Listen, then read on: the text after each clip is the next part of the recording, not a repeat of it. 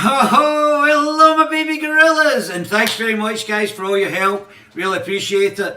Sound, still don't have the sound card working. Let's hope that this is actually working just now. Let's get the live chat up, pop out chat. Let's have my baby gorillas comments. Are you hearing me loud and clear? Let's make, I don't know if I can make this bigger. Let's try and get this sorted out. Can't drag this. Make it slightly bigger. And put it down here. Hope that's correct. So let's just hear what they're saying. Let's put it on YouTube. In fact. Mr. David Davis. Thank you, Madam Deputy Speaker. For the past few months, Scotland has been transfixed. So I'm going to say this, that this English MPs can be criticised a lot for. How you doing, guys? Thank you, Hank. Am I coming through loud and clear? Hopefully. Hello, boss. Hi there, Andy. How you doing?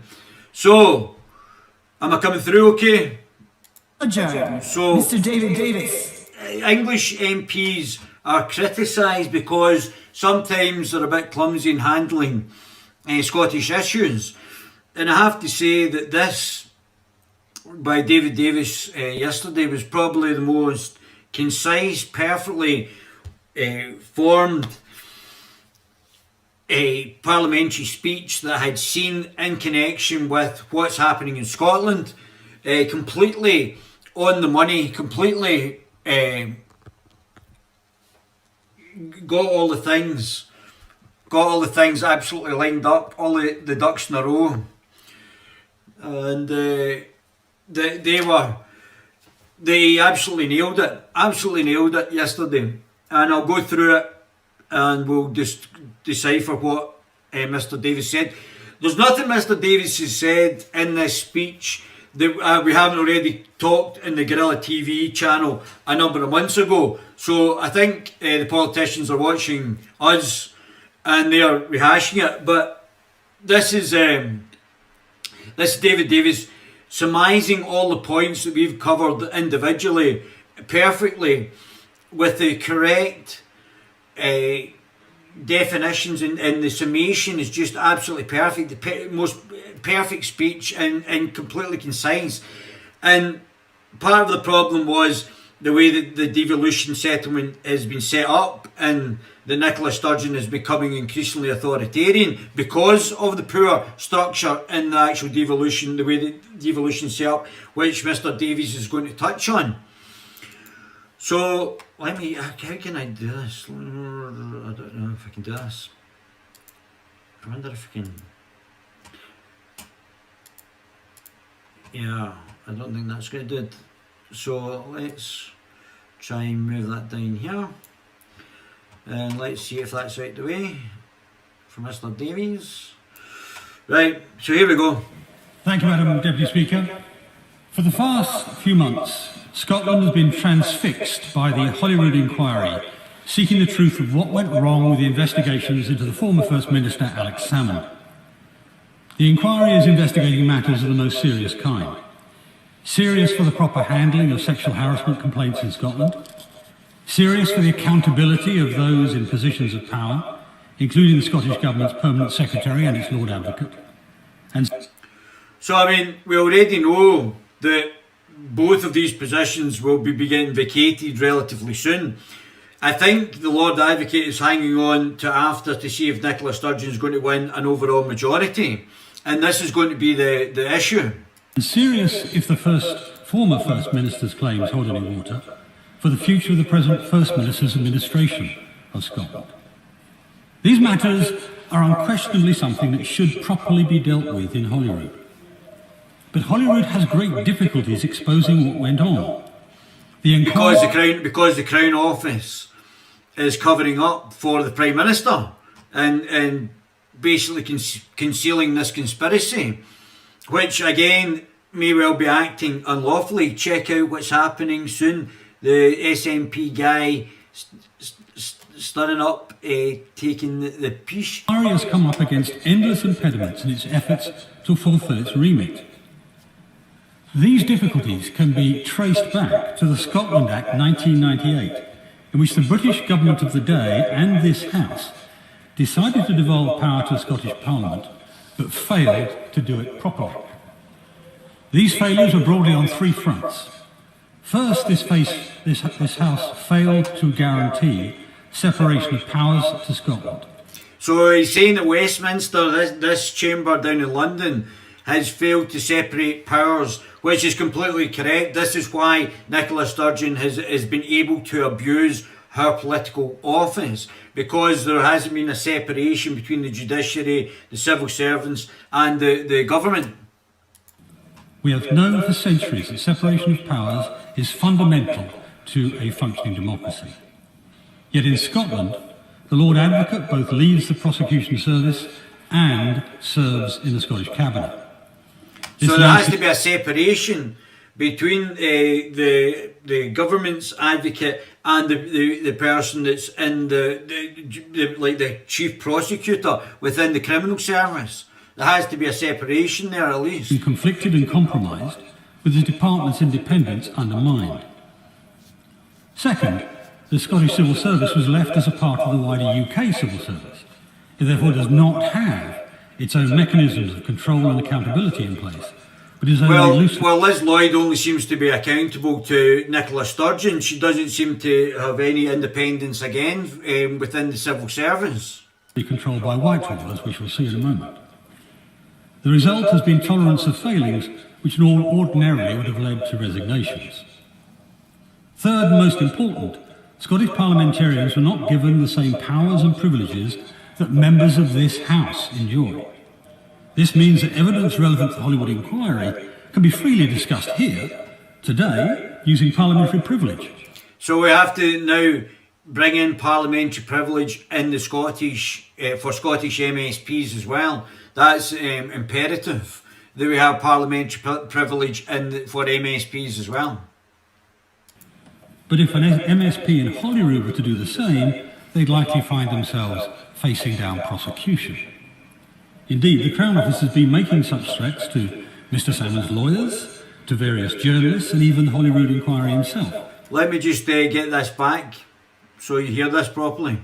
Indeed, the Crown Office has been making such threats to Mr. Salmond's lawyers, to various journalists, and even the Holyrood inquiry himself. So the Crown Office, the people who are governing our judiciary, are making threats to Alex Salmond, journalists, and even the parliamentary inquiry investigating this on behalf of Nicola Sturgeon. They made clear that they would deem disclosure of evidence to a committee of elected representatives to be a criminal offence. Did you hear that? Let me put that again. Representatives to be a. They made clear that they would deem disclosure of evidence to a committee of elected representatives to be a criminal offence. So the Crown Office, to cover up for Nicola Sturgeon, is saying that any certain information that protects Nicola Sturgeon from scrutiny of breaking the ministerial code is the Crown Office is making it a criminal offence if this goes in front of the inquiry, which means that through the back door Nicola Sturgeon will be let off with this because it can be presented to the inquiry because the Crown Office is preventing it being put forward. We have in effect given the Holyrood inquiry the right to summon evidence but not to use it. It's because of these failings. So they can summon the evidence, but if the Crown Office has said that this is illegal if you use the evidence, then they can basically cover their tracks. That should not be happening. In other words, silencing people. In other words, completely silencing people by the state, by the Crown Office, who are meant to be upholding our judicial system in some sort of parliamentary democracy, not some tin pot dictatorship like North Korea. I have brought this debate today. We need to reinforce the ability of Scottish Parliament to hold its own government to account. Yeah, which has not been done under the current administration. This is why she'll have to resign. I'm here to strengthen the Scottish Parliament, not to bury it. Which I think that's exactly the correct thing he should have said there. Perfect thing that David Davis said. He's an experienced politician, and that's exactly correct. He's there to strengthen it, strengthen democracy, not bury it. And our elected officials have to be held to account, which they're definitely not been doing now. They're just running amok, breaking all sorts of rules and getting away with it. 2 weeks ago, I was passed some papers from an anonymous whistleblower. The information in those papers consisted of a download of text messages from the telephone of Sue Riddick, the Chief Operating Officer of the SNP. Remember I told you Sue Riddick would have to resign? Said that was one of the people I said that's going to have to resign. She made other sort of allegations against Alex Salmond that were refuted. Before these allegations came forward, that was refuted by somebody else that was there with Alex Salmond. She's obviously had the knives out for Alex Salmond prior to these incidents happening. So this has been not only females but predominantly female cabal, but also rescued. Alex Salmond was rescued by a female jury. Wow. This download... Madam Deputy Speaker, obviously I appreciate the points that the Right Honourable Gentleman is making. However, there are court orders in place around the identities of individuals involved in that case. And I do appreciate the points that the Honourable Gentleman is making. However, I would appreciate your guidance on how we can ensure that these court orders can in fact be adhered to in this place. Now, there's been allegations. There's been allegations that the people are connected to Nicola Sturgeon in the civil service and high up in the SNP. That's part of another cabal. So there's a cabal orchestrating it, and the cabal that is actually the people who are bringing forward these allegations. So this guy in the SNP, whoever the MP is, it looks like he again is not wanting these names to be put forward in case people can start joining the dots back to Nicola Sturgeon with who these people are.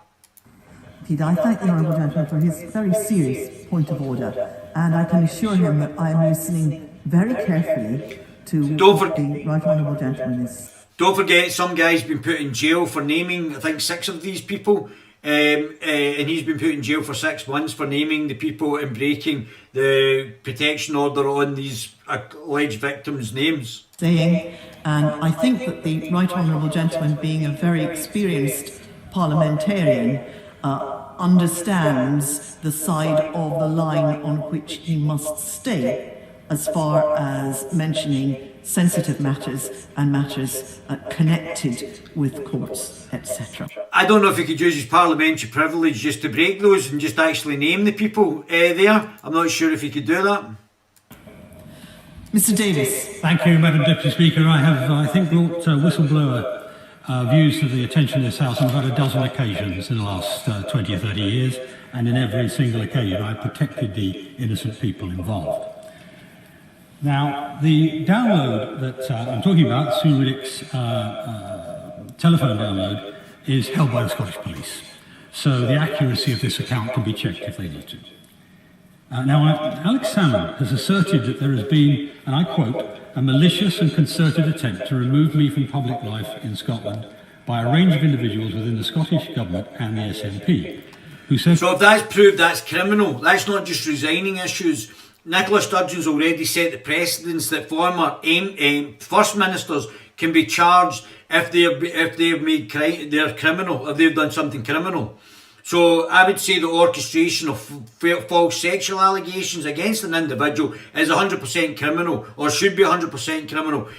That they should not be allowed to actually get away with that, and that's prison time. So I'll just show you this, which is completely true. But I don't know who did this as well. But honestly, they're so funny. I'll keep this one open and I'll be able to use it later. But there's other stuff on this that we want to discuss. Oh, where is it? Oh, come on.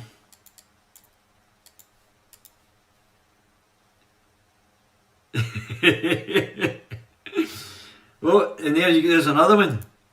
So I mean, it is literally criminal. This McHaggins has actually done this, but I mean, this is very serious, because if you're making false sexual allegations and orchestrating it, and now it has to, if that seemed to be the case, the First Minister has already now implicated the fact that you can try and put former First Ministers in jail, and this could be very well a situation that actually arises now, that they will go to jail. So let's go back to Mr. Davies. Put out to damage his reputation, even to the extent of having him imprisoned. These are incredibly grave charges. The whistleblower clearly agrees with those charges. He or she starts their communication with the assertion that the evidence provided, and I quote, point to collusion, perjury, up to criminal conspiracy. So criminal conspiracy, perjury, perverting the course of justice. So there'll be multiple charges, it won't be just one. So this is the police going to do their job, and are they going to arrest the potential perpetrators? Since I received the data, it looks as though the committee has received at least some of it themselves, and some has also been put in the public domain by the Honourable Member for East Lothian. And I'm sure, let me just check this, and I'm pretty much sure a committee dismisses text mess. So there you go. So here we go.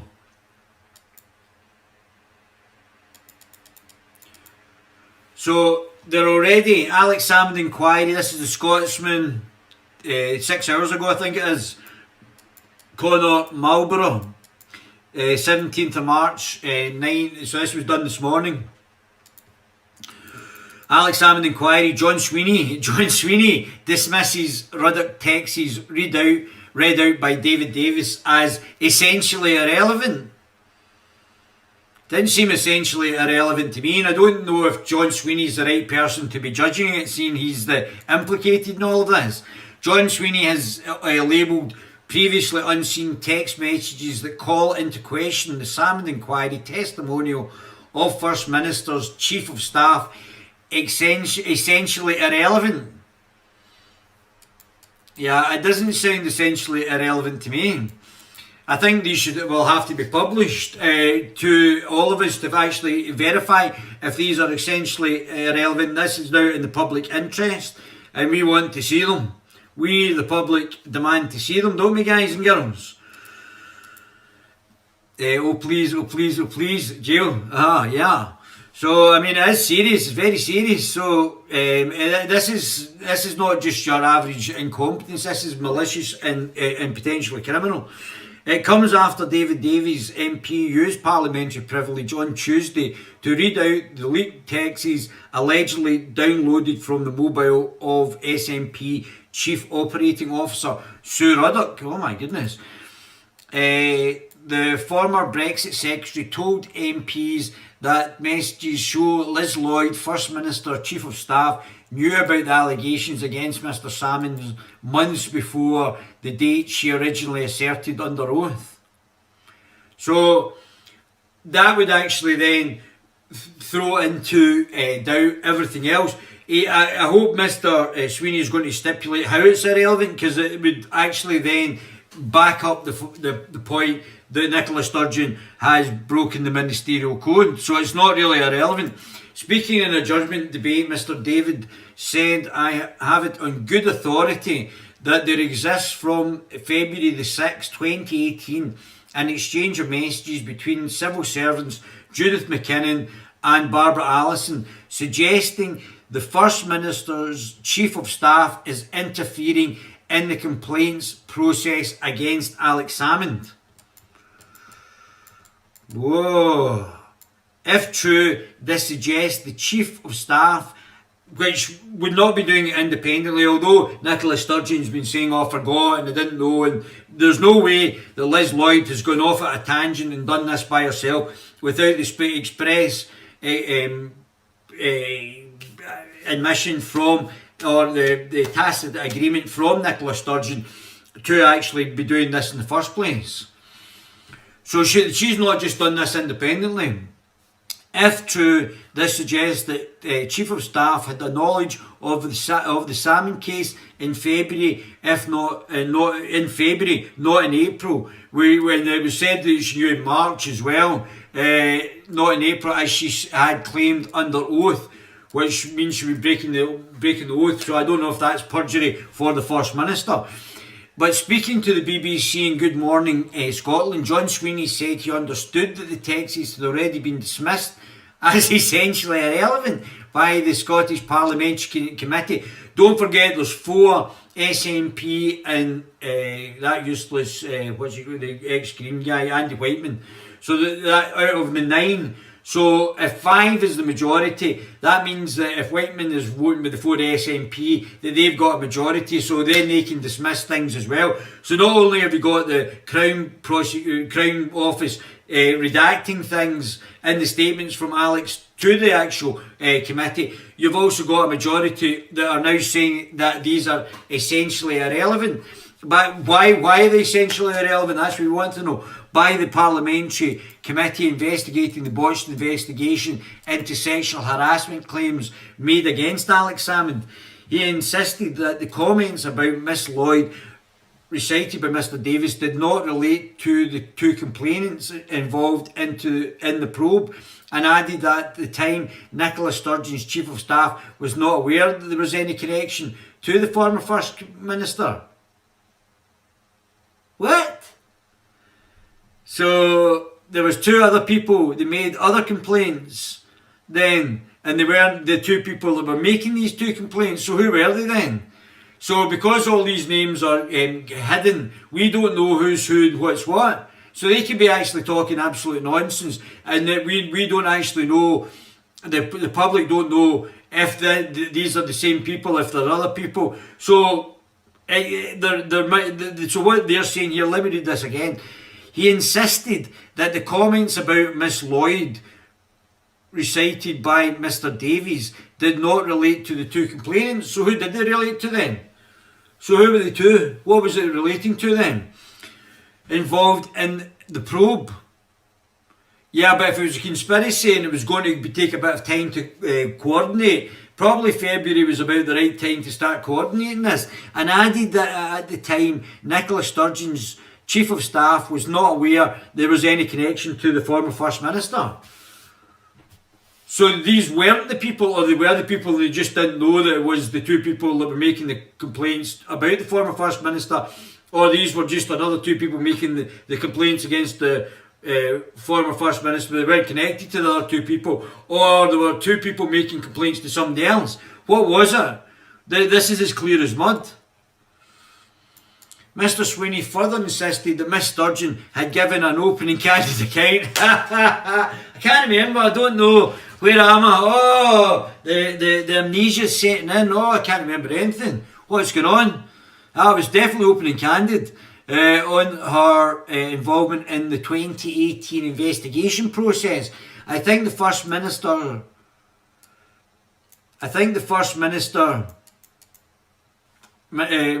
overseas spent 8 hours at a harassment committee giving comprehensive answers to every question that was put to her, and she stands by all that information. He added, yesterday Scottish Conservative leader Douglas Ross said the allegations could blow another enormous hole in the First Minister's story, without a shadow of a doubt. Without a shadow of a doubt. And we need to know we need to bore down into what Susan Ruddock was actually talking about. He said, let me see what you guys are saying. Does Holyrood have a parliamentary privilege? No, they don't. Does Davies said they don't have parliamentary privilege? That's right, they don't have parliamentary privilege. That's why the Crown Office in Scotland has been able to interfere in the Scottish Parliament. Cobbie Rodens, Holyrood should be shut down and thrown into the sea with all of them in it. No, you have the ability and power to change who's in Holyrood. So you don't have to vote for these guys, you vote for somebody else. Very soon we'll have another political party and we'll be able to stand and you'll have somebody else to vote for. Alex Salmond is not a nationalist, he's a globalist as well. That's correct, he is a globalist as well. Missed the invert commas on national, sorry, I understood what you're saying. This is not a nationalist, there's not a nationalist amongst them. No, and there's going to be less nationalists because what they're doing is they're bringing in a whole bunch of Muslims to be disproportionate in the Scottish Parliament who weren't born here, didn't grow up here, and don't have an understanding of the company, but they're just here to deliberately replace you by wee Nicola Sturgeon. How much does bubble telescope cost? I want one. I don't know how much a bubble telescope costs. I want one. I wouldn't mind one. Or an ounce of sense, 3 million Confederate dollars. Did the Scotsman newspaper watch the interview? I'm not sure. Unless could be changed with racism, if no privilege. I hope not. I only have 20 quid budget. That's that, we're down the bottom there. Right, okay, let's go on. So he said, if the First Minister said we're aware of complaints against Alex Salmond in February 2018, an outrageous breach of these women's privacy and confidentiality has occurred. So there's another, let me just get this up. Woman comes forward about women's identity. Salmond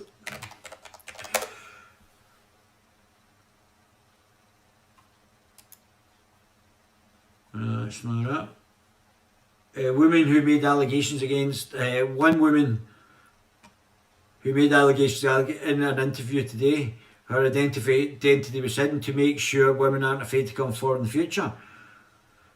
Ex-diplomat took care not to identify women. Twitter accuser. Twitter torment for Alex Salmond accuser. Alex Salmond lodges formal complaint against leak. There's somebody else, so Jeff Aberdeen, statement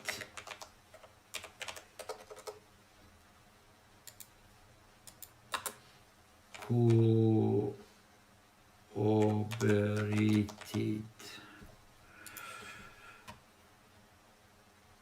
So 4 hours ago, ex-civil servant, this is what I'm looking for. So this is in the Glasgow Times. So this is another blow for Nicola Sturgeon. So ex-civil servant corroborates Salmond's claim that Sturgeon staff leaked name. Alex Salmond claimed that Nicola Sturgeon's staff leaked the name of one of the women who complained about the former First Minister's behaviour has been corroborated by an ex-civil servant. Lorraine Kay told the Holyrood Inquiry that a complainer's identity had been shared with Jeff Aberdeen, Mr Salmond's Chief of Staff, former Chief of Staff. Miss Kay, who worked in the then First Minister's private office for 5 years, is the third person to back up Mr Salmond's statement that the government officials revealed the name of one of the women who had come forward with an allegation. So that's 4 people. One's a QC, Alex Salmond, Jeff Aberdeen and Mr Pringle, and now this woman. So that's 5 people who have corroborated that there was a name of one of the women alleged victims that was said in the interview with Jeff Aberdeen. Written evidence from Duncan Hamilton, a former SNP MSP and lawyer for Mr Salmond, and the SNP's former communications director Kevin Pringle, both confirm that Mr Aberdeen told them a complainer's name was shared with him. Jeff also shared with me the redacted had named one of the complainers. I recall this clearly as I knew the individual concerned, Lorraine Kay. In a letter to the committee examining the government's unlawful investigation of Mr Salmond, but redacted by the Scottish Parliament, Miss Kay wrote, I can confirm that Jeff confided in me back in early March 2018 at the time when redacted requested a meeting with him. I met with Jeff after his meeting with redacted. So the person who made the allegation must have been at the meeting with Jeff Aberdeen. So it must be somebody connected to Nicola Sturgeon who is very close, who made the meeting. I met with Jeff after his meeting with redacted. So the redacted must be one of the accusers. And so that must be, she must be connected to Nicola Sturgeon, or she wouldn't have been taking the meeting with Jeff Aberdeen.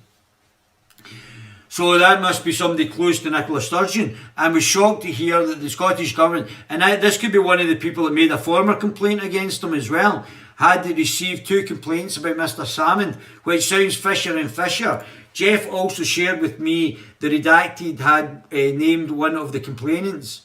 I recall this clearly as I know the individual concerned. I believe I was, redacted might be, so the redacted might be a third person, but they must be protecting the other person who had the meeting with Jeff Aberdeen.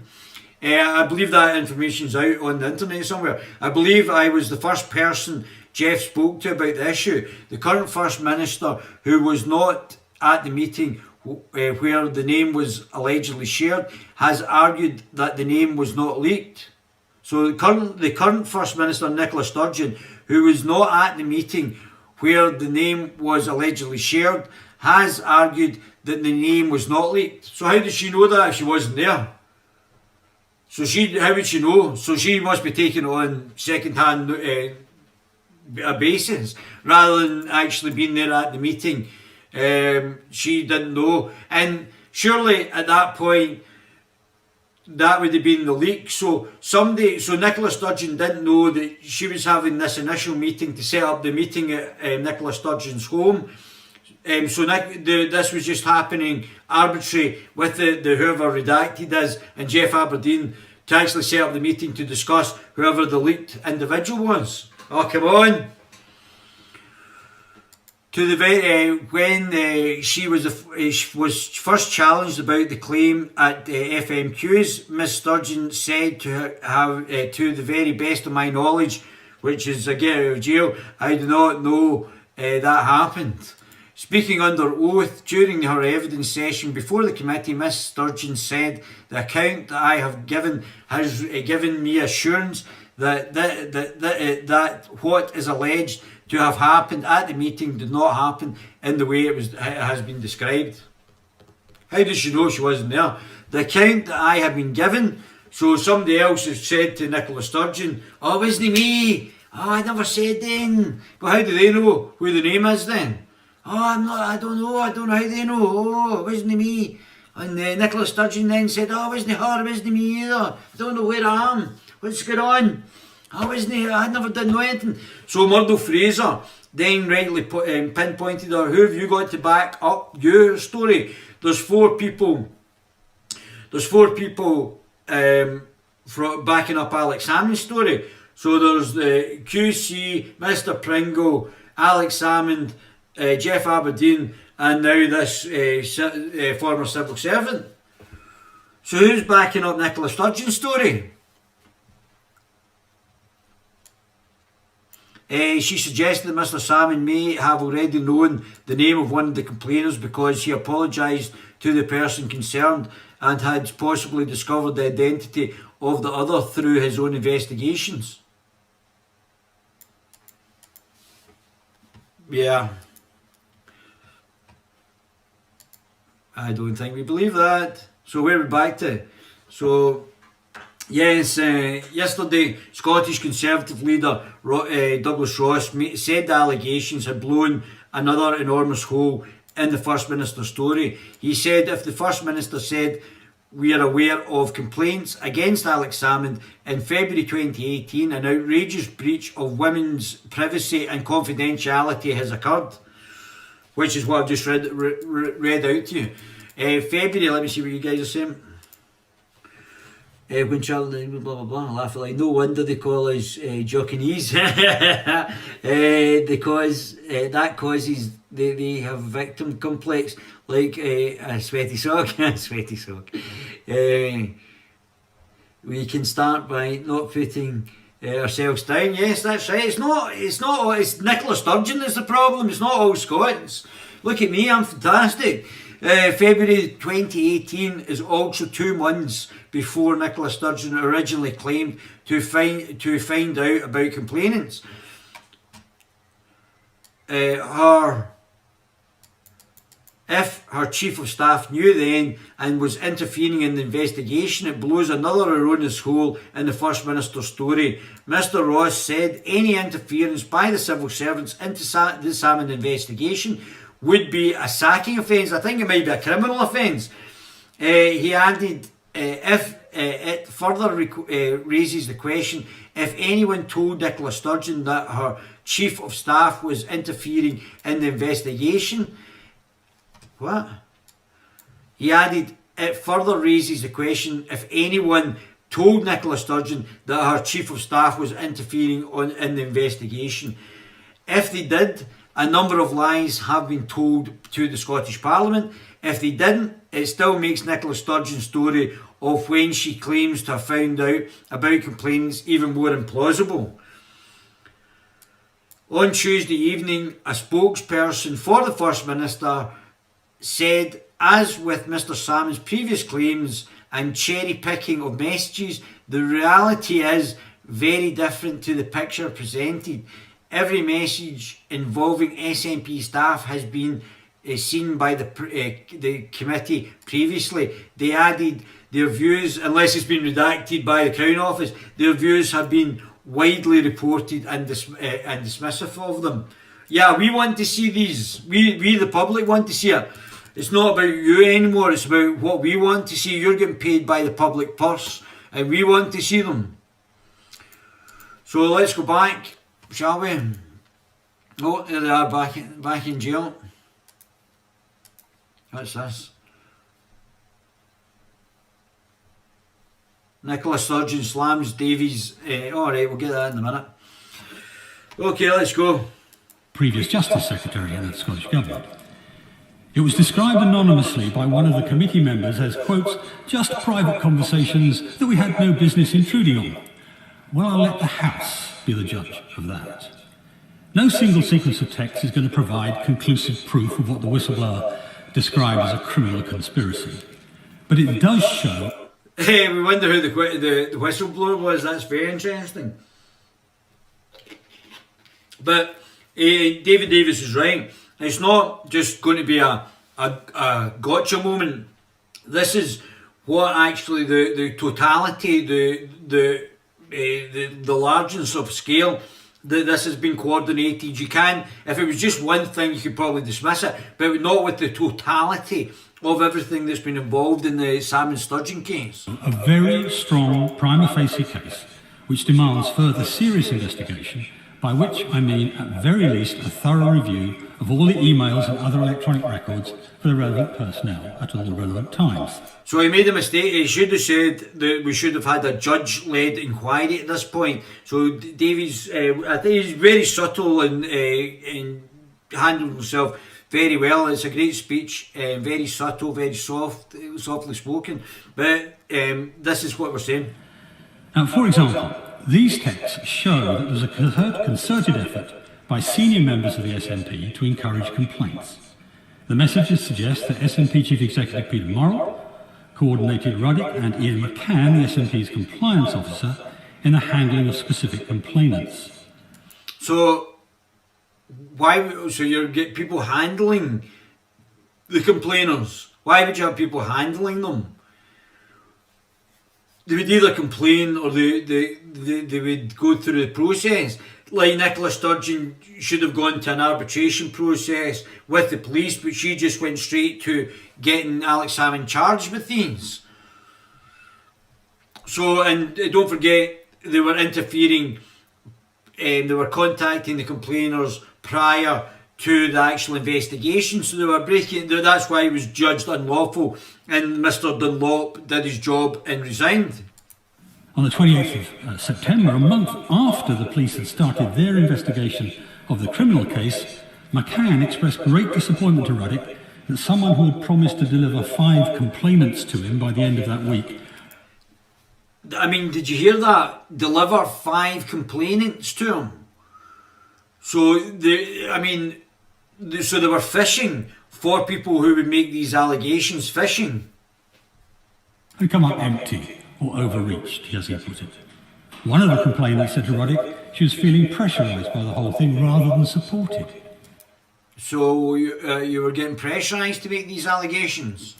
In the day following the Scottish Government's collapse in the judicial review in January 2019, Ruddock expressed to McCann the hope that one of the complainants would be sickened enough to get back in the game, again quoted. Get back in the game? I mean, what sort of terminology is that? And what game is it? Is the game the conspiracy? Is that the game?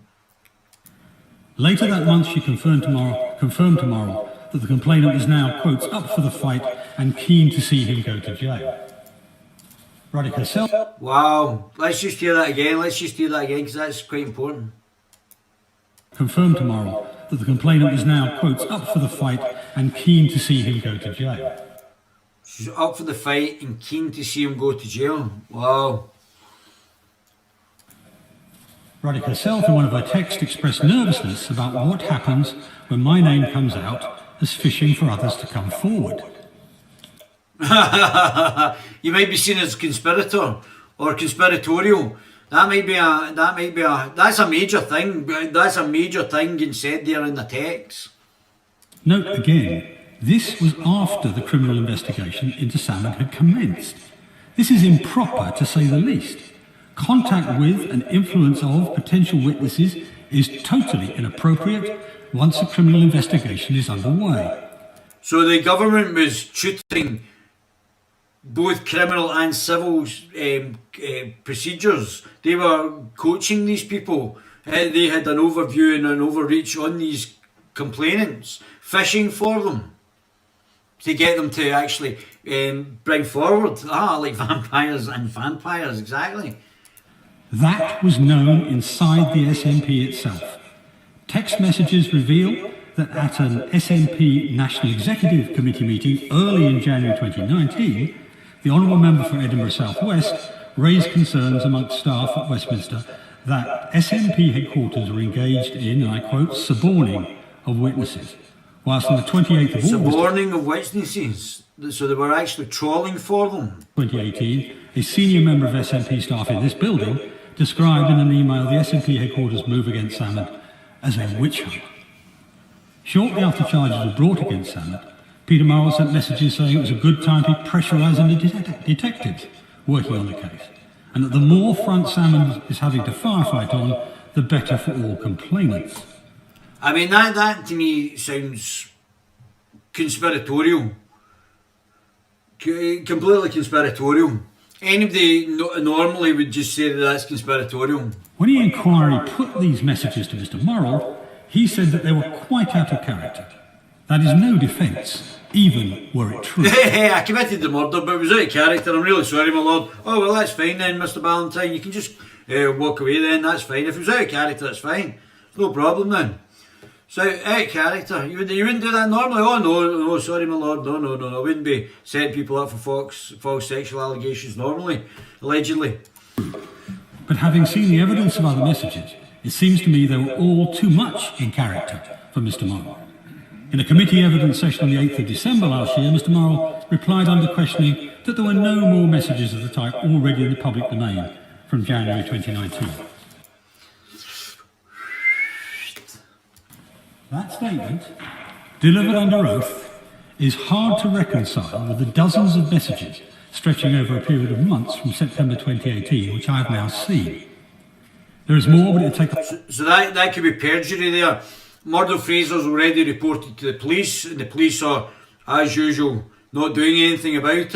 One rule for one for another. So the police are now not investigating the Crown Office, who are covering up for Nicola Sturgeon, are not investigating wee Penfold, Nicola Sturgeon's husband, Mr Morell's, up for perjury. The whole of this debate to read them out. I believe the committee needs to gain access to all of this information.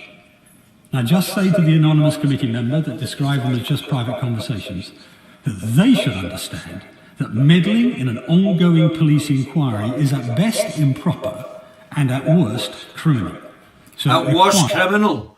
At what meddling in an ongoing police inquiry is at worst criminal. Remember I told you months ago that it was potentially had criminal implications, you remember? They're not the beta vampires that sparkle. I want a Viking. I want to, you've lived. You guys are crazy. My baby gorillas. Requires proper investigation. And if the committee does not feel it can do the job, perhaps it should ask the police to do it instead. Yeah, so Murdo Fraser's already referred Mr Morell to the police, I think, for the Crown Office or the Procurator Fiscal for further investigation. Which brings us to the complaints process Mr Salmond was subjected to. Now this process was new. Created in late 2017, it was different to existing Scottish Government complaints procedures in a number because they had just set it up. They had just set it up to actually, funnily enough, go forward with this prosecution. So they had set this up to actually just basically to bring forward these processes, and only Alex Salmond has ever gone through this situation. Nobody else, even the alleged gay whip and the gay mafia that's at the centre of the SNP, has been brought up in charges or done anything for allegedly sexually assaulting heterosexual men. He's not been brought up in anything. ways, including being retrospective, lacking a mediation procedure, and extraordinarily applying to previous ministers but not to previous civil servants. Yeah, one rule for one for another. And don't forget, what was I going to say there? What was he saying there? Don't forget, Margaret Mitchell identified that the Nicola Sturgeon should have, from the criminal trial, should have put these alleged victims through the mediation service that's done by the police or the arbitration service to find out whether these should be put forward. But Nicola Sturgeon didn't want to do that. Procedure was shared with the head of propriety and ethics in Whitehall, who expressed discomfort with the proposals and specifically asked if this was only to apply to ministers, not civil servants. One rule for one for another. As far as I can tell, Madam Deputy Speaker, she did not get a reply. It's hard to imagine a department in Whitehall essentially ignoring concerns expressed by the head of propriety and ethics, which is one of the reasons I want Whitehall to review the checks and balances built into the Scottish civil service. However, the Scottish Government also ignored its own policy, the new policy, and appointed an investigating officer who, it emerged, had had prior contact with the complainants. And not just any contact. A potential complainant was asked for their input on the draft procedure before they'd formally made their complaint. So they did not consult with... Did you hear that? Did you hear that? Listen to that again. Policy, and appointed an investigating officer who, it emerged, had had prior contact with the complainants. So again, why is the investigating officer, I think that was Liz Lloyd or somebody who had gone out, one of the women had gone and actually spoken to the complainants in the investigation and done it in an improper manner? And not just any contact. A potential complainant was asked for their input on the draft procedure. Oh my goodness. So one of the people that were complaining about Alex Salmond had a direct input as a civil servant on the actual structure of the complaint procedure that was going to be used against Alex Salmond for her to actually then go on to complain about him. Oh, come on! So the victim's then writing the laws to actually get the person prosecuted. Oh, come on! Before they'd formally made their complaint. What? Before they made the complaint? Oh, come on! Come on, everybody start resigning. You're on to plums. So they did not consult women's advocacy groups, which would have been proper. They did not, they did consult trade unions, but not in a proper or timely fashion.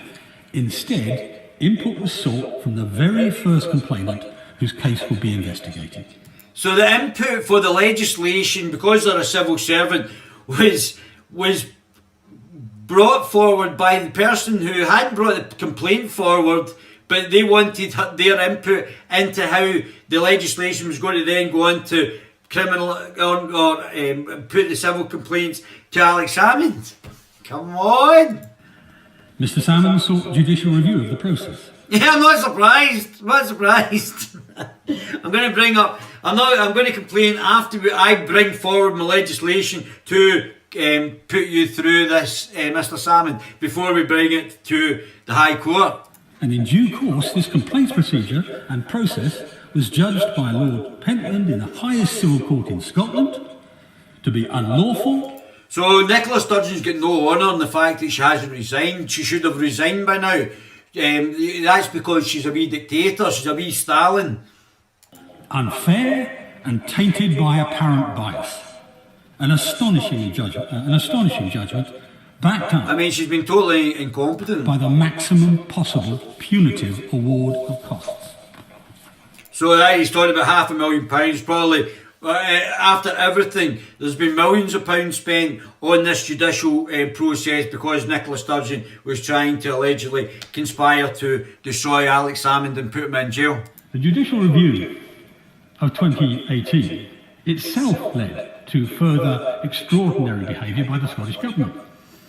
In her evidence before the Holyrood Inquiry, the First Minister of Scotland, Nicola Sturgeon, said her government's external counsel were confident at the outset of the civil case that they would be successful.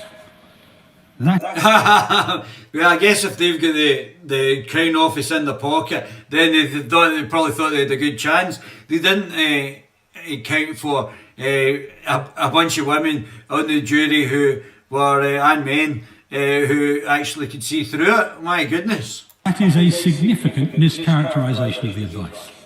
The government's external counsel had identified a central vulnerability in the Scottish Government's case. Yeah, they hadn't put forward the documentation to the council when Alex Salmond's lawyers asked for it. They were holding, the government, Nicola Sturgeon, was holding back the legal documentation to our own council. They had to set up another committee to actually get the information from the government and Nicola Sturgeon. And when they got it, they found out all sorts of other things, like the stuff we're actually hearing now. Complaints procedure under which Salmond was investigated had a real risk of being found to be unfair. Which, when the council, Mr Dunlop QC, and the solicitor, Catherine O'Neill, were going to pull out, once they eventually got the legal documentation and found out how quasi-criminal and unlawful that this process had been, developed by the people who were about to make the complaints before they made the complaint. Oh, come on! Counsel stated, and I quote, "Vulnerability arises from the procedure itself and not from its implementation in this particular case." We now know Counsel came to this conclusion without being given the full facts of the case. That's what I was just about to say, what I've just said there. In due course, took it from being an arguable case to being a completely unarguable one. External counsel, Roddy Dunlop QC, gave that first assessment of their chances in late September. By the end of October, he is clearly worried that the government had not disclosed important facts about their operation. So the government had held back because the people the civil servants who were making the complaints had also drawn up the legislation prior to them making the complaints, and now Roddy Dunlop, who's obviously a very intelligent guy, is told the council, the government, what have you brought me here? This is absolute nonsense. What have you got here? Smokescreen for destroying Alex Salmond's life with these false allegations. No wonder they're so keen in making sure we don't find out who the underlying actual accusers are. In the process, and says at that point it made, and I quote, "little sense to continue to defend the indefensible."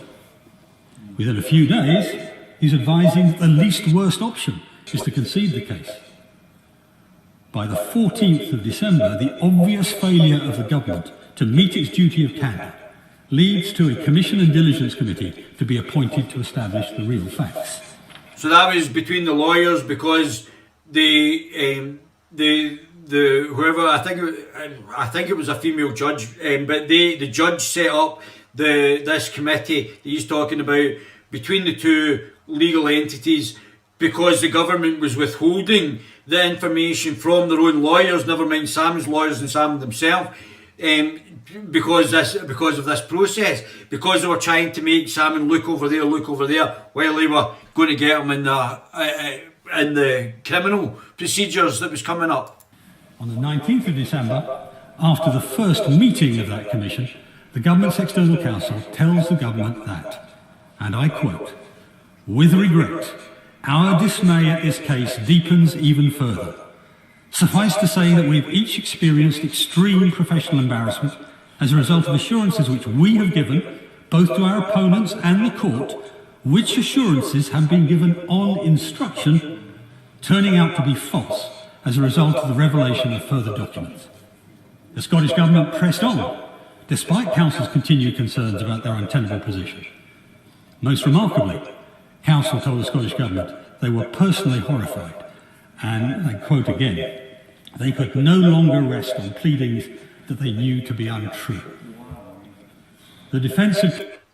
So, Mr Dunlop, Roddy Dunlop QC and Catherine O'Neill came out of this smelling the roses. Absolutely incredibly good ethics there from Mr Dunlop and Miss O'Neill. Collapsed because of the government's lack of candour. Mr Salmond was very fortunate that the government's counsel, Mr Roddy Dunlop, now Scotland's leading QC, behaved with impeccable honour and honesty throughout.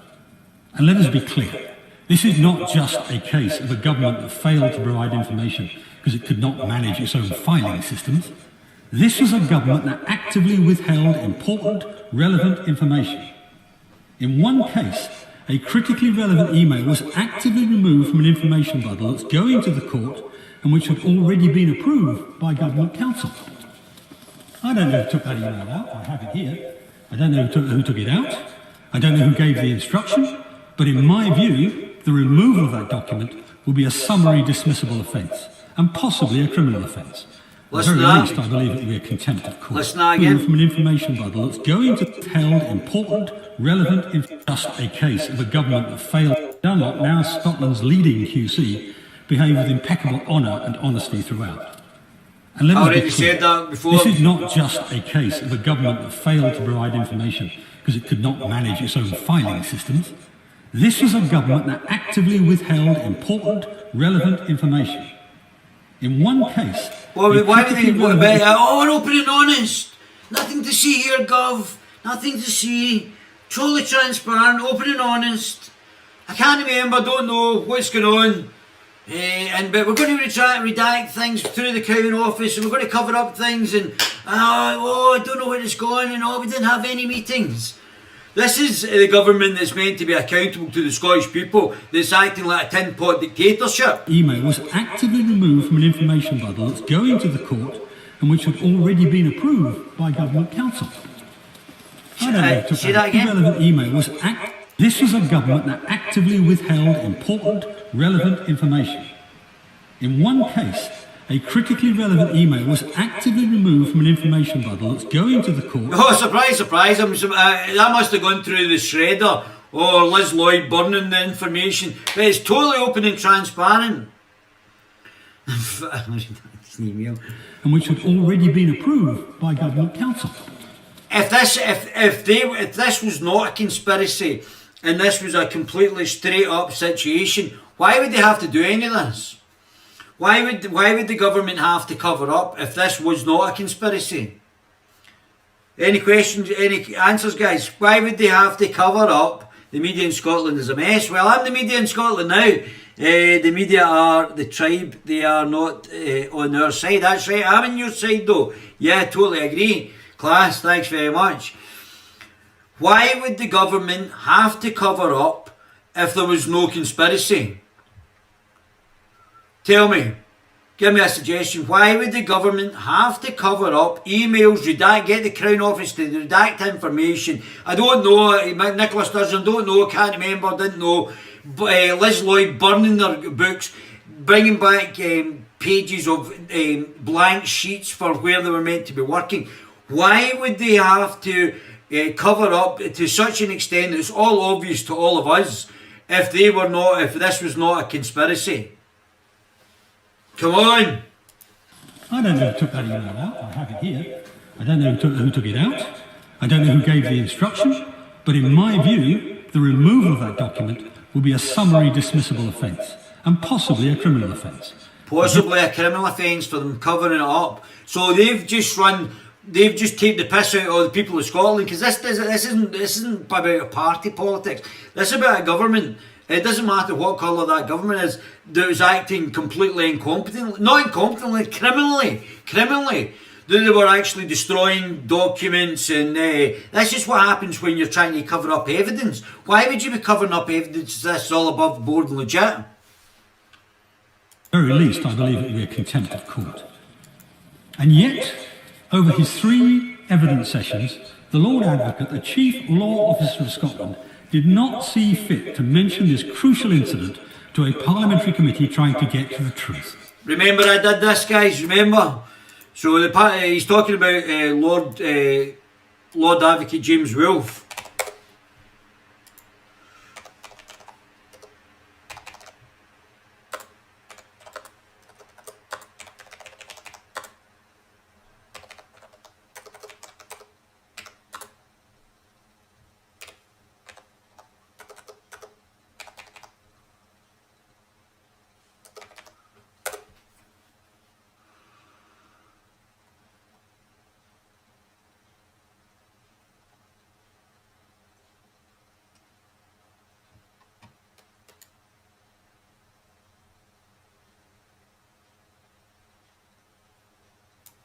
Come on.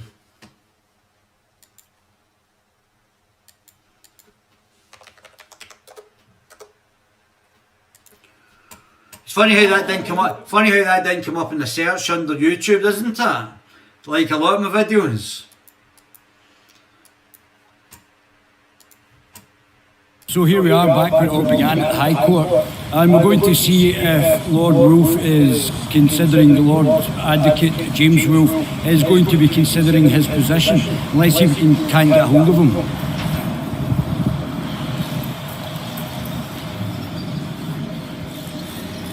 This has been the wrong building.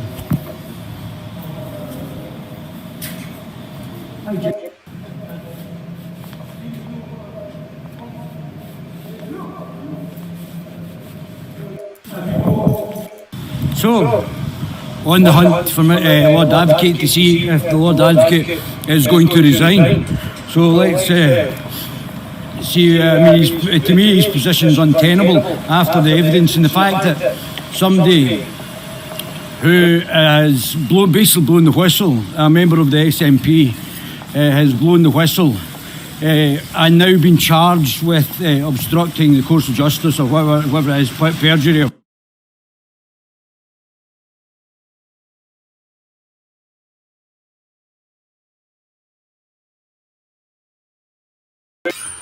Whatever. And it looks like an orchestrated setup by Nicola Sturgeon on Alex Salmond with the proviso of the Lord Advocate, who, for me, his position and the Scottish people's position is that he is untenable to actually stay in office, and that he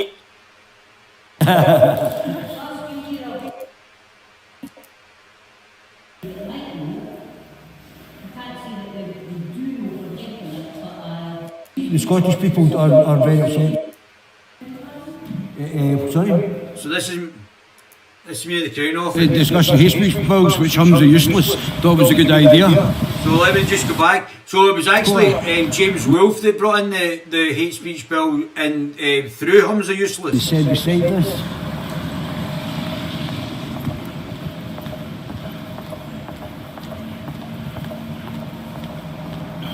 So James Wolfe also came up with the disgusting hate speech bills. Disgusting hate speech bills, which Hums are useless, thought was a good idea.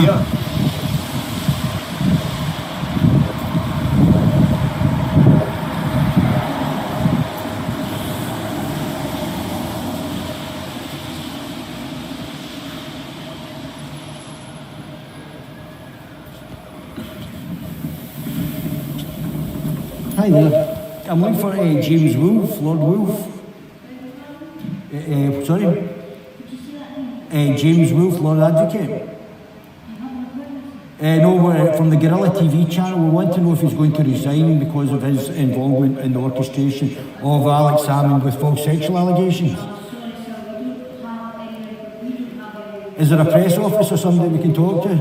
How will we get to actually speak to Lord Wolfe and find out if he's going to resign or not? Because obviously the Scottish people are very upset. No, that's why I'm asking you to speak to them. That's why I understand you don't know. So I'd like to speak to them, please. Why can I not? I'm a public. Right. That's great enough of that. But so I was actually asking, he's a stuttering mess. Yeah, no ears Wolf is just as bad. Yeah, that's it. So he's been redacting the information in the Salmond summation of evidence, and he is Lord Advocate's been redacting it on behalf of Nicola Sturgeon. Oh, come on! Think we're all stupid. So that's a very handsome gang like this guy. Oh, there they are, back in chains again. So here we go, back to... It only came to light just 10 days ago when the government was forced to publish its legal advice. It was only in January 2019, after months of increasingly damning advice, that the Scottish Government faced the inevitable and conceded the judicial review. Yeah, so that's when Alex Salmond got £500,000, well, £512,000 in legal fees. But that was like the smokescreen for the underlying destruction of his reputation by the 9 victims. That we don't know who the victims are, if they're connected to Nicola Sturgeon. And that's why they seem very keen in protecting the identities of these victims who have not been able to bring one criminal case forward that was successful. So, yeah, so we don't know who these are. So the smoke screen was look over here, but we're going to get you in the criminal charges. Costs were awarded against the Scottish Government at a punitive level, reserved for defences conducted incompetently or unreasonably. The Scottish public will now pay the bill for their government's dogged pursuit of a doomed case. More than that, the Scottish Government behaved in a way that was misleading to the court in a case that had serious implications for the criminal case that was to follow. The charges in that case were very serious. Had Mr. Salmond been guilty of them, he would quite rightly have gone to prison, and his reputation would have been destroyed forever. Yet the government were willing to play fast and loose with the facts in a way that if it had... So if that should be criminal, people should be going to jail for that. That's not resignation issues, that's actually going to jail time. ...succeeded would have jeopardised the whole process of justice. For me, that's even bigger than the grotesque waste of £1 million. As it was, of course, he was exonerated on the charges by a predominantly female jury in a criminal court presided over by a female judge. The Scottish Government had committed abuses of process in the initial investigation. It had failed to live up to its duty of candour in court with an indefensible case. So at this point, you might expect some contrition. Instead, the Scottish Government has now set its sights on impeding the committee tasked with investigating the whole affair. The members of the Holyrood Inquiry are valiantly struggling to do their job. Or at least some of them are. But time and again, they have been frustrated. The inquiries had to cope with evasiveness from the Scottish Government and the constant threat of legal action by the Crown Office. So there you go, James Wilkes riding shotgun for Nicola Sturgeon in the cover-up of this conspiracy now. Crown Prosecution Service. First, the Crown Office intervened by barring the publication of the evidence of Jeff Aberdeen, Mr. Salmond's former Chief of Staff. So they barred the evidence. So everything. So they barred the evidence. So it can be put forward to the committee to actually say that Jeff Aberdeen heard the civil servants giving out one of the names, which would have shown incompetence there. It can be said to corroborate the fact that the First Minister is met and knew about the meeting prior to April the 2nd when Alex Salmond went to her home. And also the Crown Office through James Wolfe has redacted the information in Salmond's submission, nothing to do with names of the alleged victims, but to do with the fact of Nicola Sturgeon knowing about Jeff Aberdeen meeting in March, and even potentially before that, which she's going to touch on. This evidence is critical in determining whether Nicola Sturgeon breached the ministerial code. It's clearly in the public interest to see this evidence. However, they aren't allowed to publish it, so I have a suggestion for the committee. I have it on good authority that there exists from the 6th of February 2018, an exchange of messages between civil servants Judith McKinnon and Barbara Allison. It's inconceivable that these are rogue civil servants, that they're just doing this all off their own bat without the say-so of Nicola Sturgeon. Inconceivable. And that disgusting performance she did in front of the Fabinini committee, I can't remember, don't know, wasn't he there, wasn't he, must have been them, wasn't he me, just shows the cover-up. But she deliberately tried to put herself out the loop, because and then just blame the civil servants. So if anybody's going to take the high jump, it's going to be the civil servants for destroying Alex Salmond's life. It's not going to be Nicola Sturgeon. But if she's that incompetent, those civil servants are doing that underneath her nose, there's no way she didn't know anyway. But if she's that incompetent, they're doing that in front of her, she should resign anyway. The First Minister's Chief of Staff is interfering in the complaints process against Alex Salmond. The investigating officer complained. Say that again, what are you saying here, buddy? He's right there. Some of the committee were trying to get to the truth. Yeah, they were. The opposition party should immediately put down a vote of no confidence in Sturgeon. I think Douglas Ross is going to do that and read out word for word David Davies' statement. I don't know if they can do that because there's no parliamentary privilege. That's why probably somebody close to Salmond has given it to David Davies, because in Westminster there's parliamentary privilege where there's no parliamentary privilege in the Scottish Parliament. They're all crooks, Guerilla man. Greens are yellow, yeah. Well, the greens are watermelons. They're green on the outside, but red on the inside. And so is the yellow of the SNP. They're gimps. They're all gimps anyway. We all know that the Labour Party, the SNP, the Greens are all just a bunch of gimps. I have a feeling if she tried to throw them under a bus, some will turn on her. Yeah, that's exactly right. I have that feeling as well. The opposition party should immediately put down, let's hope they do. Yeah, let's keep going, guys. And I quote, Liz interference v bad. I assume that means very bad.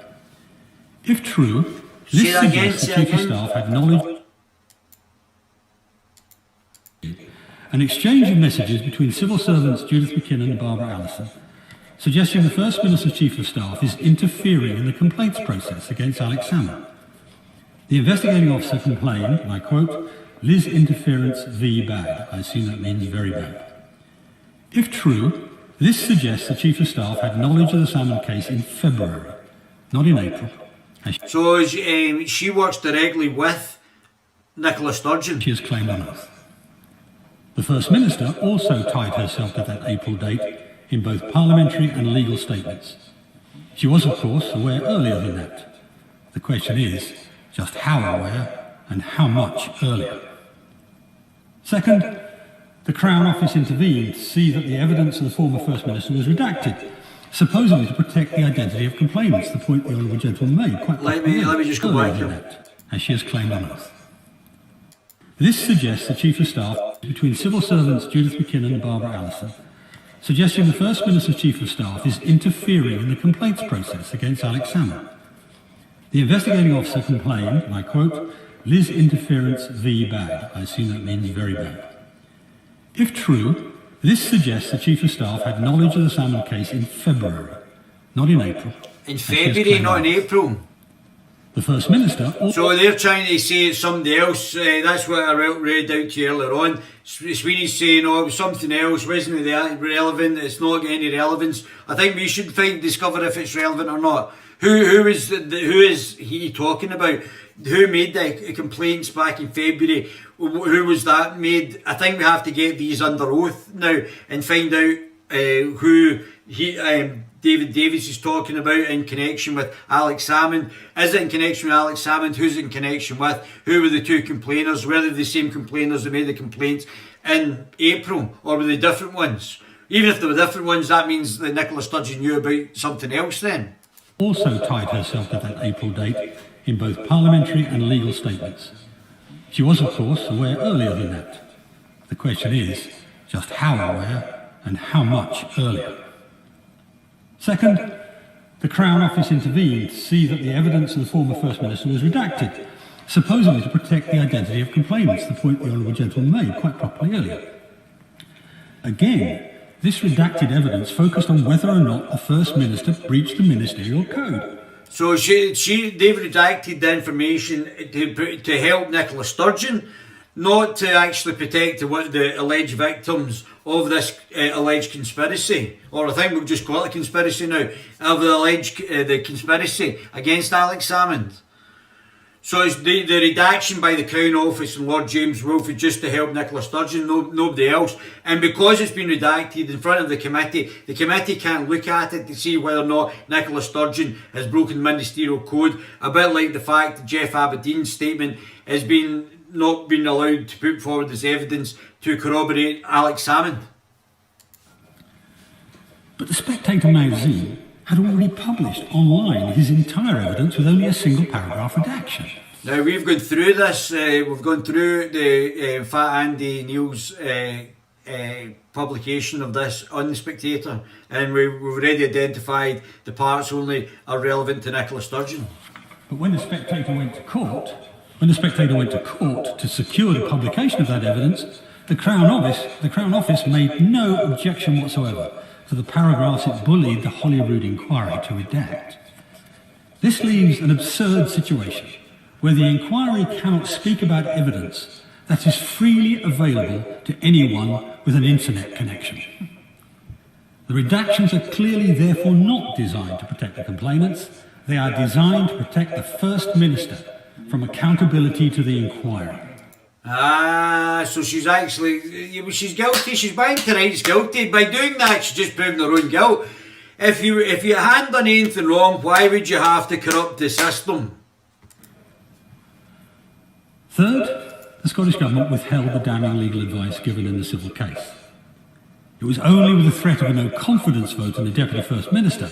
Yeah, as far as I'm aware, and I know which MSP, I think it was a former MP, and I think I know who it is, the person one of the complainers is married to, and that person, that former MP, is a friend of Nicola Sturgeon. You could see part, and I emphasise part, of that advice.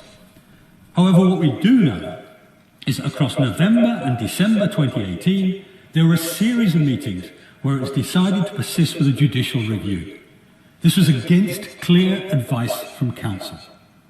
Rather extraordinarily, these meetings appear to have been largely unminuted. I rather recommend they ask for the... Yeah, so they don't minute it, so they've been covering up, they've not minuted what they should have been minuting as government documents. They should have been taking notes, and all of these notes, which doesn't look dodgy at all, does it? Well, we're not going to take any notes in all these meetings just in case this situation happens, or we'll shred them or burn them. Apparently Liz Lloyd used to do. Oh, every winter just burn them. Get out. Junior counsel's notes, of course, but unlimited. Did you hear that? Say that again, Mr Davies. He was very subtle there as usual. You need to listen carefully. This was a judicial review. This was against clear advice from counsel. Rather extraordinarily, these meetings appear to have been largely unminuted. I rather recommend they ask for the junior counsel's notes. So ask for the junior counsel's notes. Because the junior counsel, so I would take it that would be Christine O'Neill's notes, her solicitor's notes. That they actually do, because all others were unminuted. So they would have to call Christine O'Neill's. I think that's what he's talking about. Of course, but unminuted. It was only at the last possible minute that the government conceded the case, and only after counsel had threatened to resign. The First Minister has told the committee, and I quote, "I am not aware that they threatened to resign." But she will have seen a report that clearly states, counsel quotes, "in the light of their professional duties and their view of the case, will require to withdraw from acting on the 3rd of January. Fourth, the Scottish Government has repeatedly denied the committee relevant evidence for what it claims to be legal reasons. Yeah, I'm legally not giving the evidence that might incriminate Nicola Sturgeon having broken the ministerial code. Is nonsensical. Of course there should be protections over sensitive material exposed in criminal trials. We agree that. But those protections should not prevent a parliamentary committee from doing its job of holding government to account. Together these form a litany of acts that repeatedly frustrated the committee and denied public full transparency and accountability.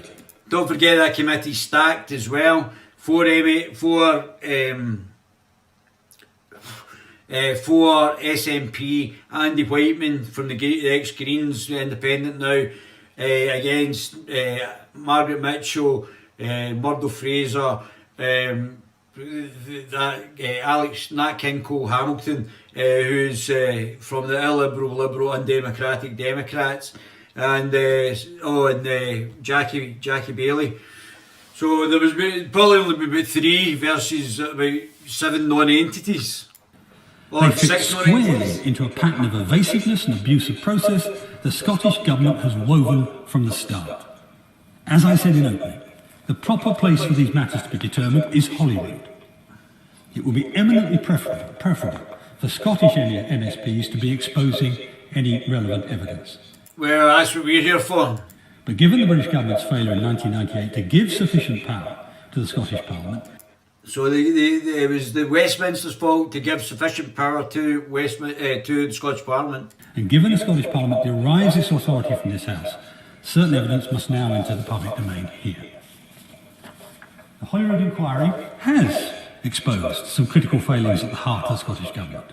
They failed with the complaints process, they failed to heed legal advice, and they failed to honour commitments to ensure a transparent parliamentary review. But perhaps more worryingly, the inquiry has revealed the limits of what the Scottish Parliament can expose. There is a deficit of power, and with it comes a deficit of accountability.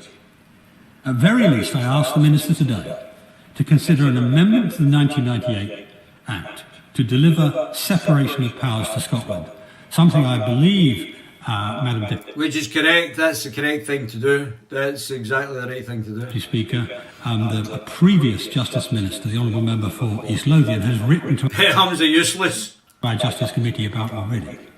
So to deliver separation of powers to Scotland, to strengthen the civil service, to reinforce the powers of the Scottish Parliament, and correcting the fundamental power imbalance between the executive and the legislature in Scotland. Let us give the Scottish Parliament the power to do the job. Excellent. 10 out of 10. Absolutely 10 out of 10. Very subtle as well. He's a very subtle speaker as well. Not a passionate man, but very subtle and correct, completely correct in that speech. Nicola Sturgeon, so this is the Daily Record. And our pal Paul Hutchins. It was at a David Irvine event, that wasn't that. Nicola Sturgeon slams David Davies' insinuations in Alex Salmond inquiry row.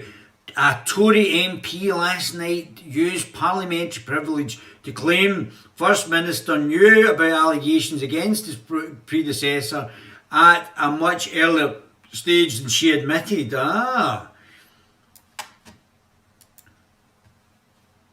Take note of this as well. Okay, on the first part of your question, and other journalists can take note of this as well, because this is the only comment I'm going to make over the course of this COVID briefing. Any other questions can be directed in other ways. Other than to say that I strongly refute the suggestions and insinuations from David Davis in the House of Commons last night, I am not going Yeah, you look totally innocent, Nicola. I just want to say, on behalf of all of the Scottish people, totally innocent. You don't look like you've done anything wrong, and you definitely shouldn't resign.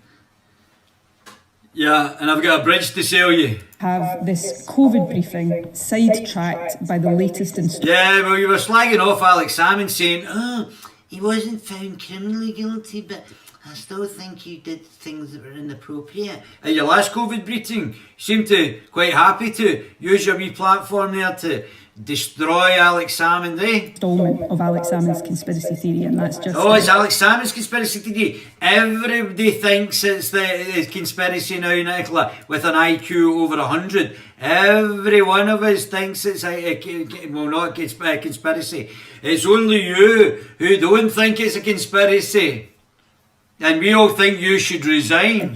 How it is today. I have given 8 hours of evidence. I don't know, wasn't me, can't remember, wasn't there, redact that, Mr. Lord Advocate, burn those Chief Secretary.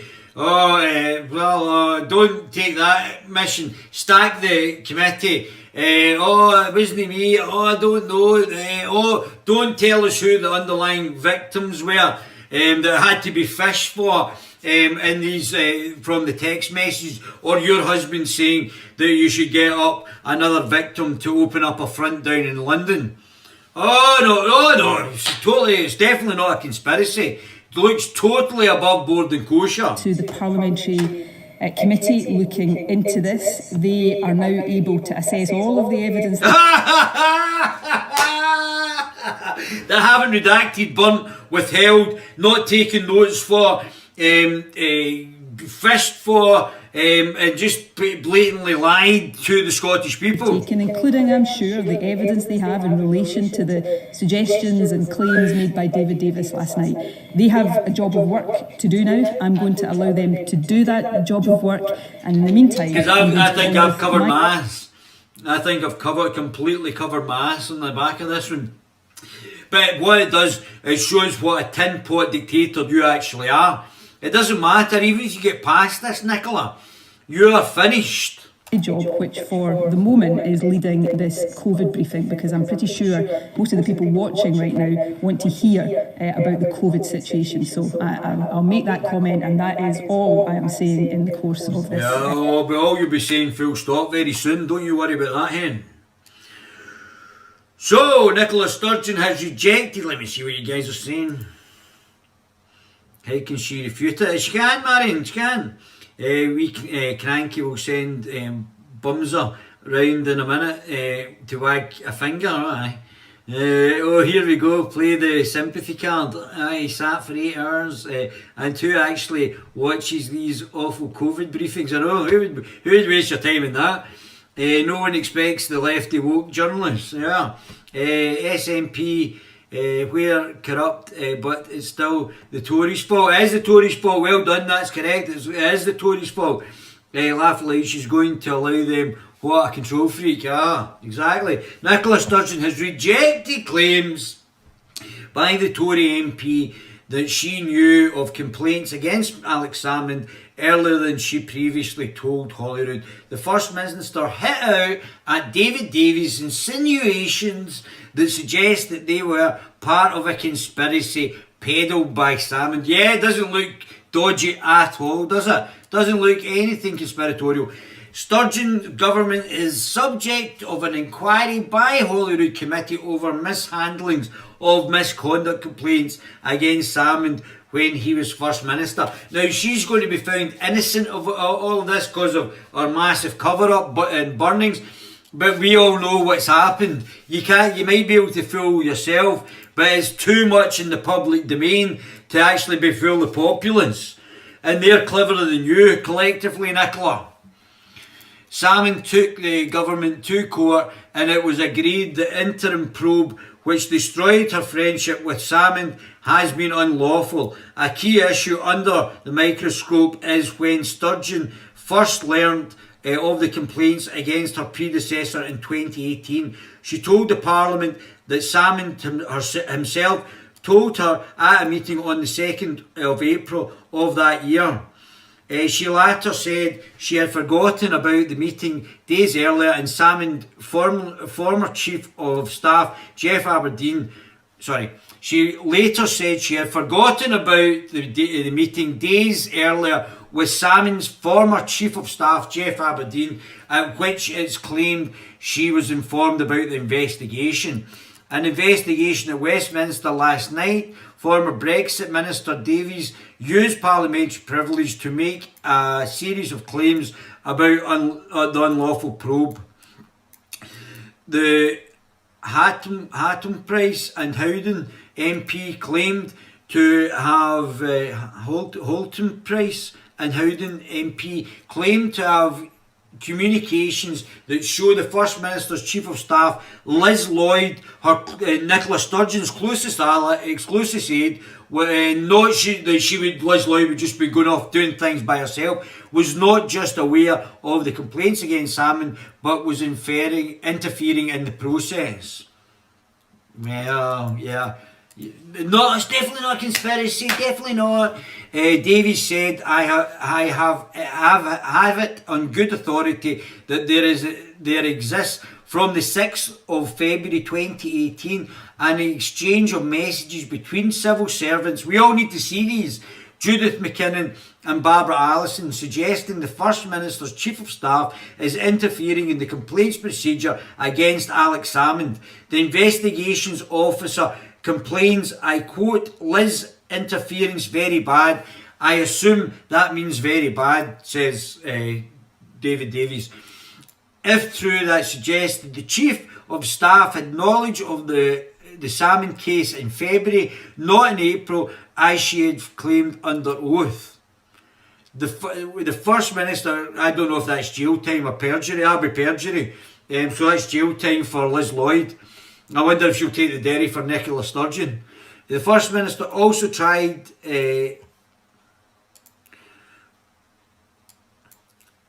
herself to the April date in both parliamentary and legal statements. She was, of course, aware earlier than that. The question is just how aware and how much earlier. What you guys say?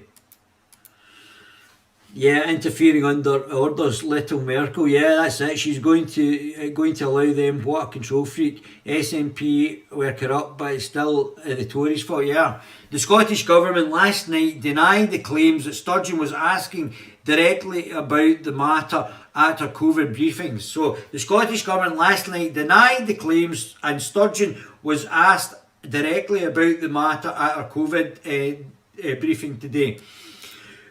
She said, "I strongly refute the suggestions and insinuations from David Davies in the House of Commons last night. I am not going to have the COVID briefings sidetracked." Oh, they're so interesting, Nicola. People over the age of the natural death rate are dying. Oh my goodness. But it's well worth locking us all in their house for a year. By the last instalment of Alex Salmond's conspiracy theory. No, not theory. Sturgeon added that she had given 8 hours of evidence. 8 hours, I don't know, it wasn't me. They had a job to do now, which is now going to be the cover-up that you've actually put in place. That's obvious to everybody else. Everybody else can see that this is a cover-up. I am going to allow them to do that job of work, and her deputy, John Sweeney, had earlier addressed the Davies claim on the BBC, I think, in relation to some of the material that David Davies was recounting last night. As I understand it from the media reports, these messages have been considered by the harassment committee. Yeah, and from media comments, they have been widely reported as being dismissed. No, nobody's dismissing it as essentially irrelevant. Nobody thinks they're irrelevant either to the inquiry and being undertaken. We want to know who the person were, who the people were that had made the complaints in February, and who the Susan Ruddock, Liz Lloyd, and whoever else, Alison, whatever her face was, were actually talking about. We've set up the process of inquiry. I think we should let it take its course, it's been set up to fail, and you've stacked the inquiry as well. Its course, and came to the conclusion that we needed to, that you've actually should have resigned, and you're such a wee tyrant that you're not going to. As I've said, we will do it in connection with the reports that arise out of these events. There's old Joanna Cherry. Just look at that face, oh my goodness, what a nasty wee bosom. Calls for the sacking. Joanna calls for sacking. Oh, let's see this. Let's see what Fat Jojo's saying. Andy Phillips in the Daily Record. Joanna Cherry calls for the sacking in attack on SNP ruling body. The outspoken politician said some of the NEC were pushing personal vendettas. Oh, so there's a big schism now in the SNP. The party's going nuts. They're now trying to push all these Islamo-fascists who weren't even born in Scotland and put them top of the list, which is illegal. They've just gerrymandered it so that we're basically being controlled by other people. Soon the SNP and the Greens won't be a party as well, just like the Labour Party. And the SNP MP attacked the party's ruling body in a row over personal vendetta in the candidate selection. Joanna Cherry said some of the NEC should be sacked at a vote during the SNP's annual conference next month. Cherry was caught up in a bitter tussle for the selection in Edinburgh before abandoning a plan to stand Holyrood's May election. That's with somebody who's connected, the person who beat her is connected in all of this as well to, well, I'm not going to say too much, but to Nicola Sturgeon and to the Alex Salmond conspiracy. What else have we got here? I think we've got some stuff here as well. Oh, like our future diverse parliament. There's no Scottish people there, no Indigenous Scots there. So Sturgeon, what have they said? Sturgeon, they've got some good stuff here. Sturgeon and her Chief of Staff, Liz Lloyd, are accused of perjury and criminal conspiracy following the revelations in the House of Commons. That's what we've got. I'll nick the Times. Let's see what the Times are saying.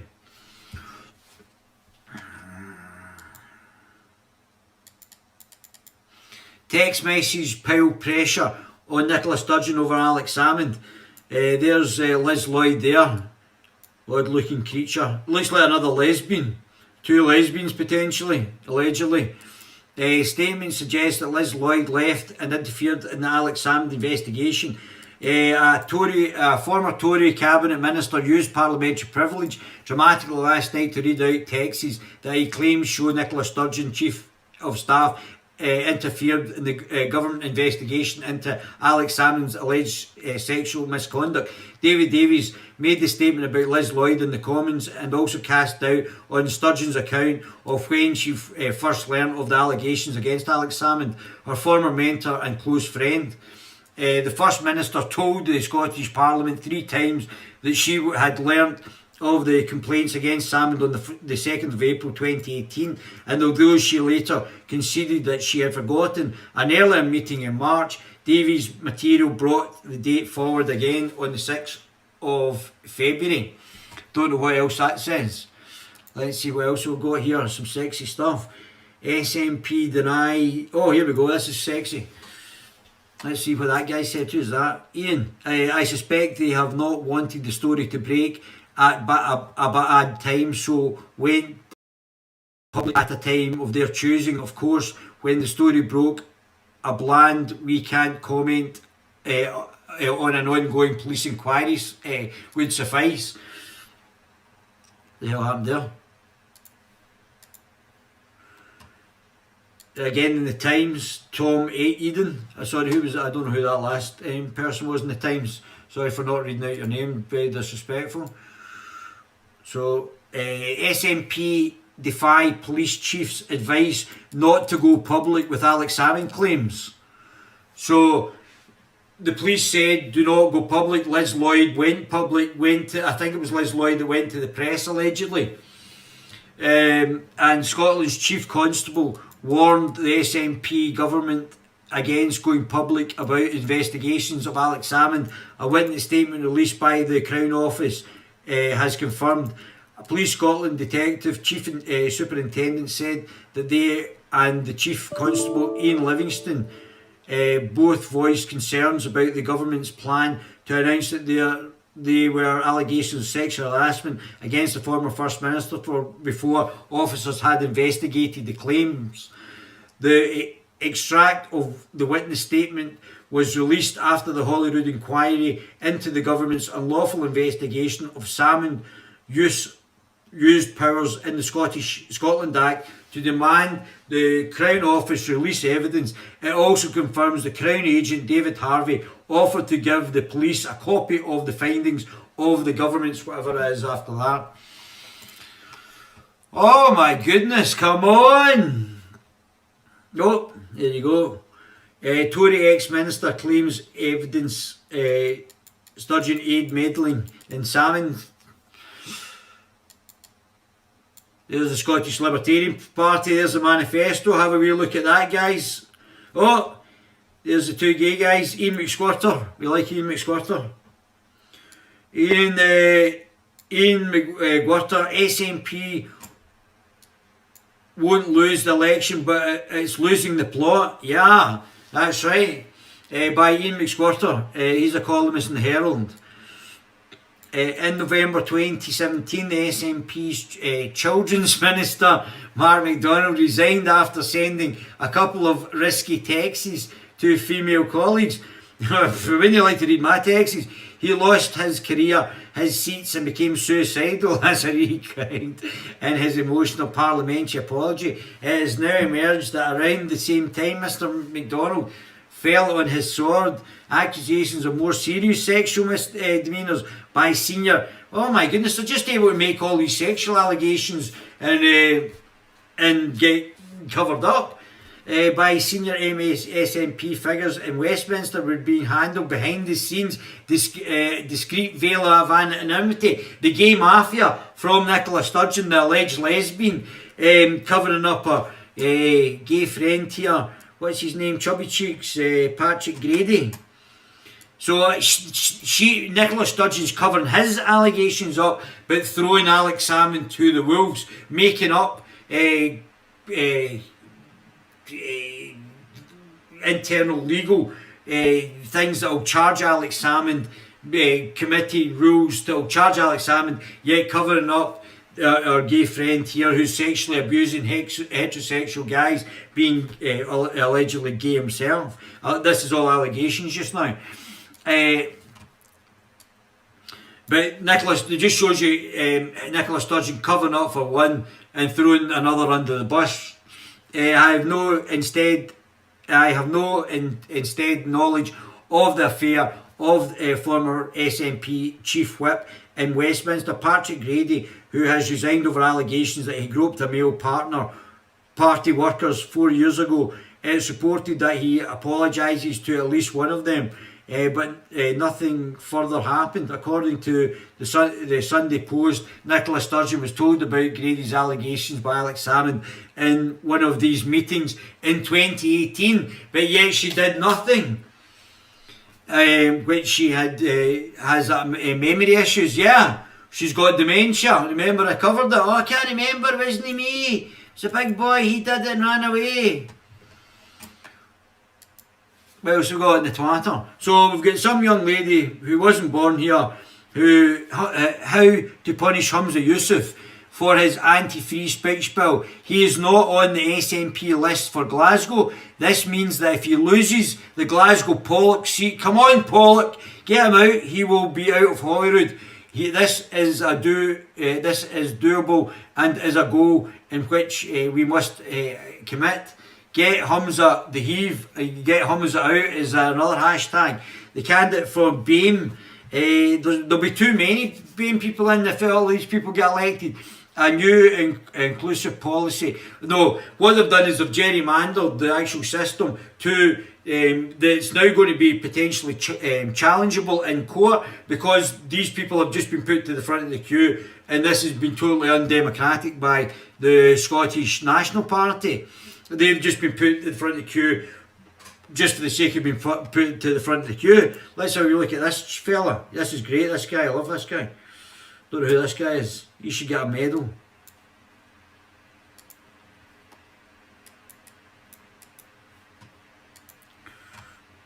He's not on the regional list, he's only standing in Pollock.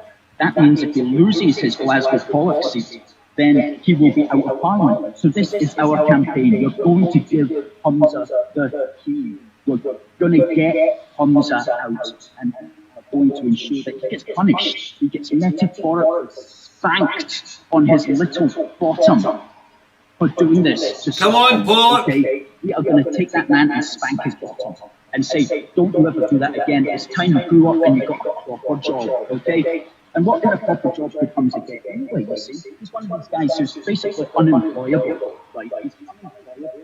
He could maybe get a job as a villain in a Steven Seagal movie, for example. Or maybe he could get a job working for the DVLA, ensuring people have got driving licenses. I know he's got experience in that field. Or perhaps he could get a job as a car insurance salesman, because he likes to drive cars without insurance when he was the transport secretary. So we need to get this man a proper job, which means that he needs to lose his seat in Glasgow. And we can do this because we just need to get more people coming out to vote in Glasgow. Come on, Pollock! In 2016, Humza was elected in 25% of the overall electorate, okay, in Glasgow. That's because 54% of people did not bother to even turn out and vote, okay? So Humza was elected on 1 in 4 people in Glasgow. 54%, over half did not even bother to turn out to vote, okay? So if we can get that turnout higher up in Glasgow, Humza could be in trouble.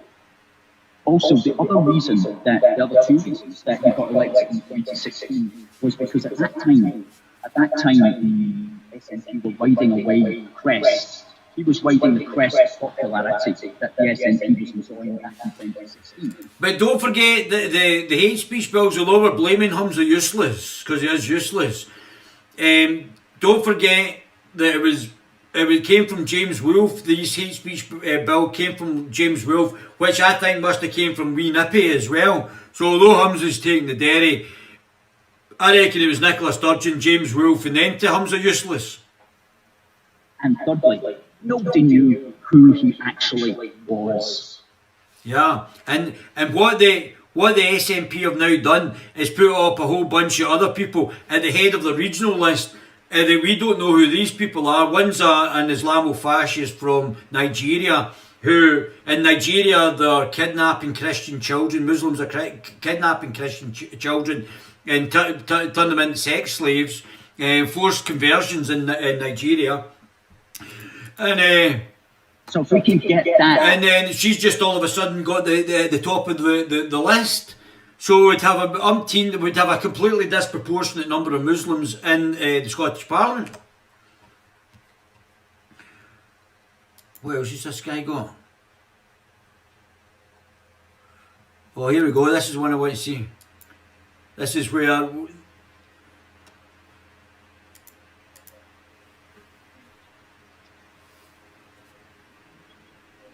Yes, that's where the last videos came from.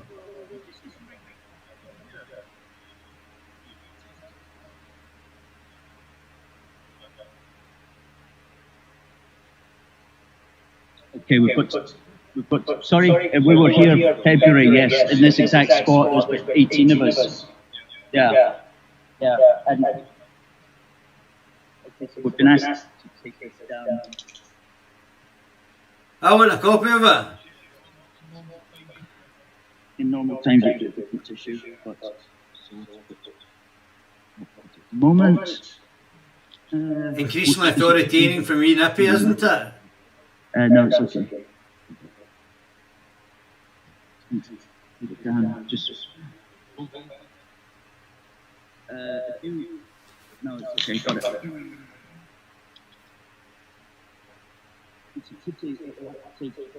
Because political protest shouldn't have to be banned at the same time as people are in there voting against our freedom of speech. So in a sense, this is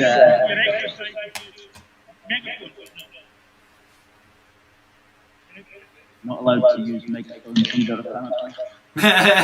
Phone to lambast. Well, it's okay taking stuff off the street from each other, we're all for that, but you should be able to lambast. Hums are useless.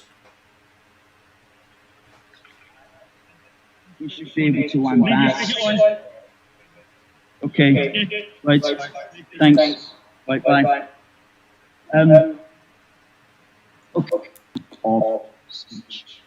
And this law will make it a crime, basically, to say something in the privacy of your own home that they don't like. If somebody were to report you, for example, you could be up in charge, up on a charge. And the thing is, the worst thing about this is it has a chilling effect on generally the ability of people to say things. I mean, I'm watching everything that I'm saying whenever I'm speaking to you right now, whereas I could like just be totally lambasting this guy. But we've already had a couple of police officers over saying that you can demonstrate, can't even protest against this. Now,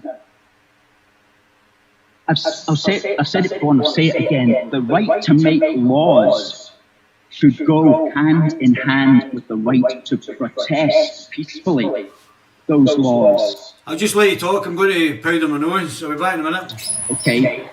When they're making laws and at the same time prohibiting any kind of political protest, then what kind of society are we living in? We're living essentially in a totalitarian society. Somebody said to me earlier, it's a grey area at the moment, just before we enter the darkness. And this is where we are at the moment, okay? This is the scene outside, behind me, outside Hollywood, as they are voting on one of the biggest, most dangerous threats to our freedom of speech, perhaps ever in the history of the United Kingdom. And you know, to get here, we walked down the Royal Mile and we passed a really good statue of David Hume. Now, David Hume was one of the fathers of the Scottish Enlightenment. Okay, the Scottish Enlightenment. That was in the 1700s and 1800s. And during that time, there was a rise in consciousness and an intellectual consciousness. It was after the Union and it was after the Jacobite Wars. And essentially what happened was that Scotland settled down. And so people had more time to contemplate the universe. And so we had the Scottish Enlightenment in the 17 and 1800s. Right? Now, that, where is David Hume's legacy today? It's been absolutely thrashed and trashed in there. His memory is being trashed. The Scottish values of free speech and free thought and freedom of inquiry and reason and rationality, these have been thrown to the wind by somebody who's simply putting this through Parliament as an intellectual weapon against people like you and me, people that he doesn't like, people he wants to shut up. And if he could move the barriers to include just people talking about the Union, for example, or people talking about stopping immigration or things like that, he would do so, and that's what he wants to do so, okay? So he's going to get this passed. Folks, please share on Facebook, please give us a thumbs up on YouTube, please share on YouTube, please put this link out, please retweet with a comment, and we'll retweet you. Okay, so this is what's going on, that's what's going on in there at the moment. Okay, they've abolished the right to to protest, to politically protest. Okay, the coronavirus regulations say that you can't gather with more than 2 people. Okay, so I've got myself and my assistant with me at the moment. Okay, that's the only 2 people that are allowed to do anything. 2 people will, and as far as protesting, that's forbidden. That's forbidden. And if I brought out the megaphone, which we've got, because we were going to lambast that monstrosity over there, if I brought out the megaphone, I could risk arrest. Okay. So the police have been good, however, and they've said you can at least talk to the people and you can at least report what's going on. So, and we gave you a time when we get out of here. So thank you very much to the police for allowing us to at least do that. But what's an absolute farce? I mean, everybody in there who votes for this, every single member of the Scottish Nationalist Party, every single member of the Scottish Cabbage Party, you know, they have to lose their seats. And if any Labour or Lib Dem people are voting for this, you should not be getting our vote at this upcoming Scottish election. Okay, so you need to be distinguishing yourself. Well, I read out the names of obviously everybody that did this to the Scottish people. To be standing up against this, and you have to give us a reason why you need to vote for you at this particular election coming up. Okay, so there's basically nobody outside at the moment. We have higher up in Glasgow College, Humza could be in trouble.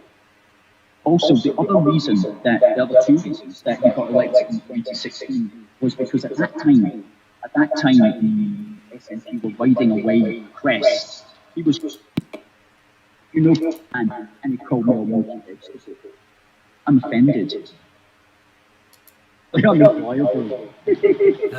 Oh, well, that's good, you know. We need to give Humza the heed.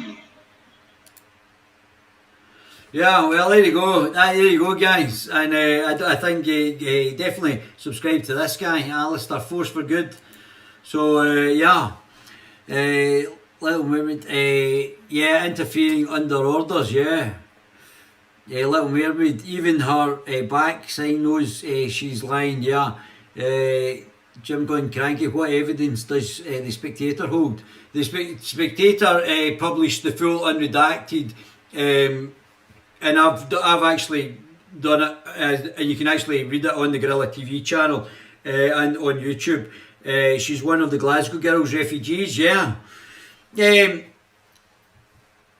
From Drumchapel, yeah, she is from Drumchapel. It's not Pollock who voted Humza in, it's Pollock Shields, Pollock Shaws and Pollock Shields.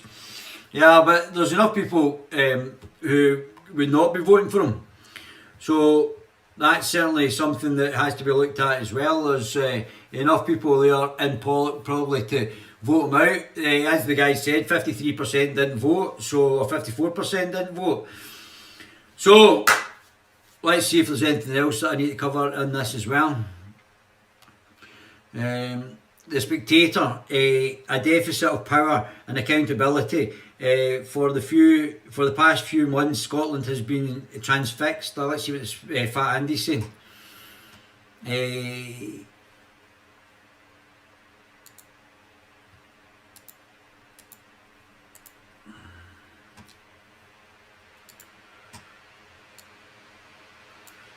For the last few months, Scotland has been transfixed.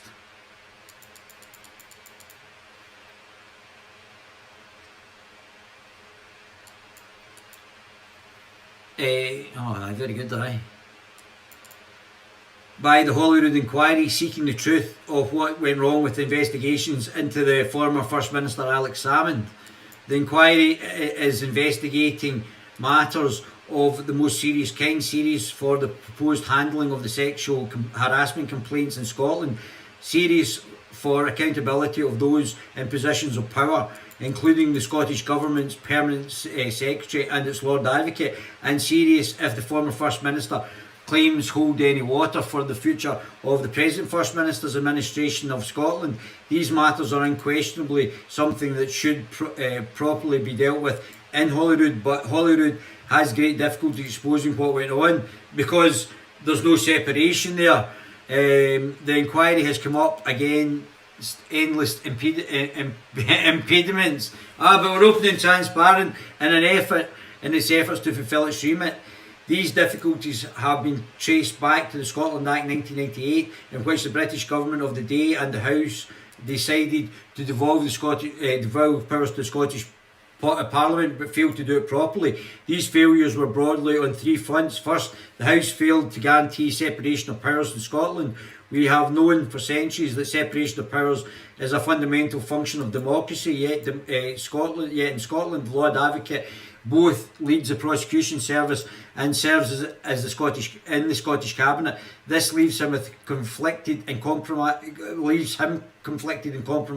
with his department independence undermined. Second, the Scottish Civil Service was left as part of a wider UK civil service, and therefore does not have its own mechanisms of control and accountability in place, but is only loosely controlled by Westminster, as we shall see in a moment. The result has been tolerance of failings which ordinarily would lead to resignations. Third, and most importantly, the Scottish parliamentarians were not given the same powers and privileges the MPs of the House enjoy. This means that evidence relevant to the Holyrood inquiry can be freely discussed here today using parliamentary privilege. But if any MSP in Holyrood were to do the same, they would likely find themselves facing prosecution by the Lord Advocate, who seems to be compromised and not impartial. Indeed, the Crown Office has been making such threats to Mr Salmond's lawyers, to various journalists, even to Holyrood inquiry itself. They made clear, not that that's a problem. That's them being open and transparent. They made it clear that they would deem disclosure of evidence to the committee of elected representatives to be criminal. We have in effect given the Holyrood inquiry the right to summon evidence but not to use it. It is because of these failings I brought this debate today. We need to reinforce the ability of the Scottish Parliament to hold its own government to account. I am here to strengthen the Scottish Parliament, not to bury it. And a few weeks ago, I was passed some papers anonymously. So I think this is just what we've gone through anyway.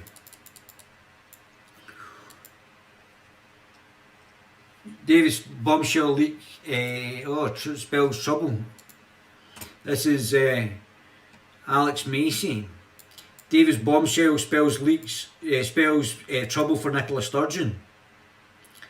The first thing to be said is David Davies' dramatic intervention in the Salmond Sturgeon, the Fish Wars affair, is that the masterful piece of concerned trolling is a masterful piece of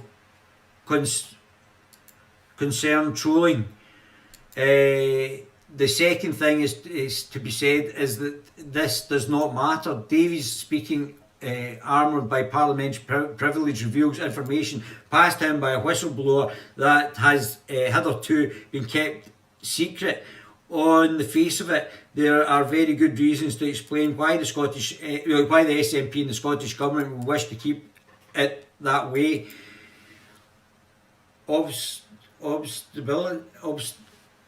Ostensibly, Davies' intervention is motivated by concern that the Scottish Parliament and its members lack the ability to pursue the truth, wherever it may lead. He said to strengthen the Scottish Parliament, not bury it. MSP should strengthen, henceforth enjoy the parliamentary privilege he enjoys as the member of Haltom, Price and Howden. It's in everyone's interest, he argues, that this is done. Well, one may enjoy that without burying it. This is what the MacGuffin, and not much more than that. But the transparency of Davies' political agenda should no more distract attention from what he said than his friendship with Alex Salmond discredits his relevance either. The message matters more than the messenger. The ball is more important than the man. That some folks see an advantage in discrediting Nicola Sturgeon's account of what she knew and when she knew it should not blind one to the equivalent truth equally evident truth that the First Minister and allies had an agenda of their own. For months now, the First Minister and her defenders have gone on to lengths to thwart scrutiny. Scrutiny she and they claim would only demonstrate there is nothing to be found. Yeah, but we're redacting it all. This has always seemed to be an overly complicated way of proceeding. If there is nothing to see, no danger can arise from releasing every text, email, minute or other document that might shed light on just how the Scottish Government bungled its own investigation into the complaints made against Salmond. It is not unreasonable to draw certain obvious conclusions from the Government's failure to act in this fashion. Guys, I hope you enjoyed that. There's me looking fantastic. I hope you found that interesting. Let me read out what you're saying. Agreed. Need to non-voters get out and vote. Yeah. It's not Pollock the votes come from. Yeah. Guys, I love my baby gorillas. I don't know how long I went on. I was certainly waffled on there for a good couple of hours. There's probably more to cover actually there. I might do one tomorrow as well. And I hope you enjoyed it. You know I love you guys anyway, don't you? Love my baby gorillas. Let's see if we can get this closed. Thanks guys.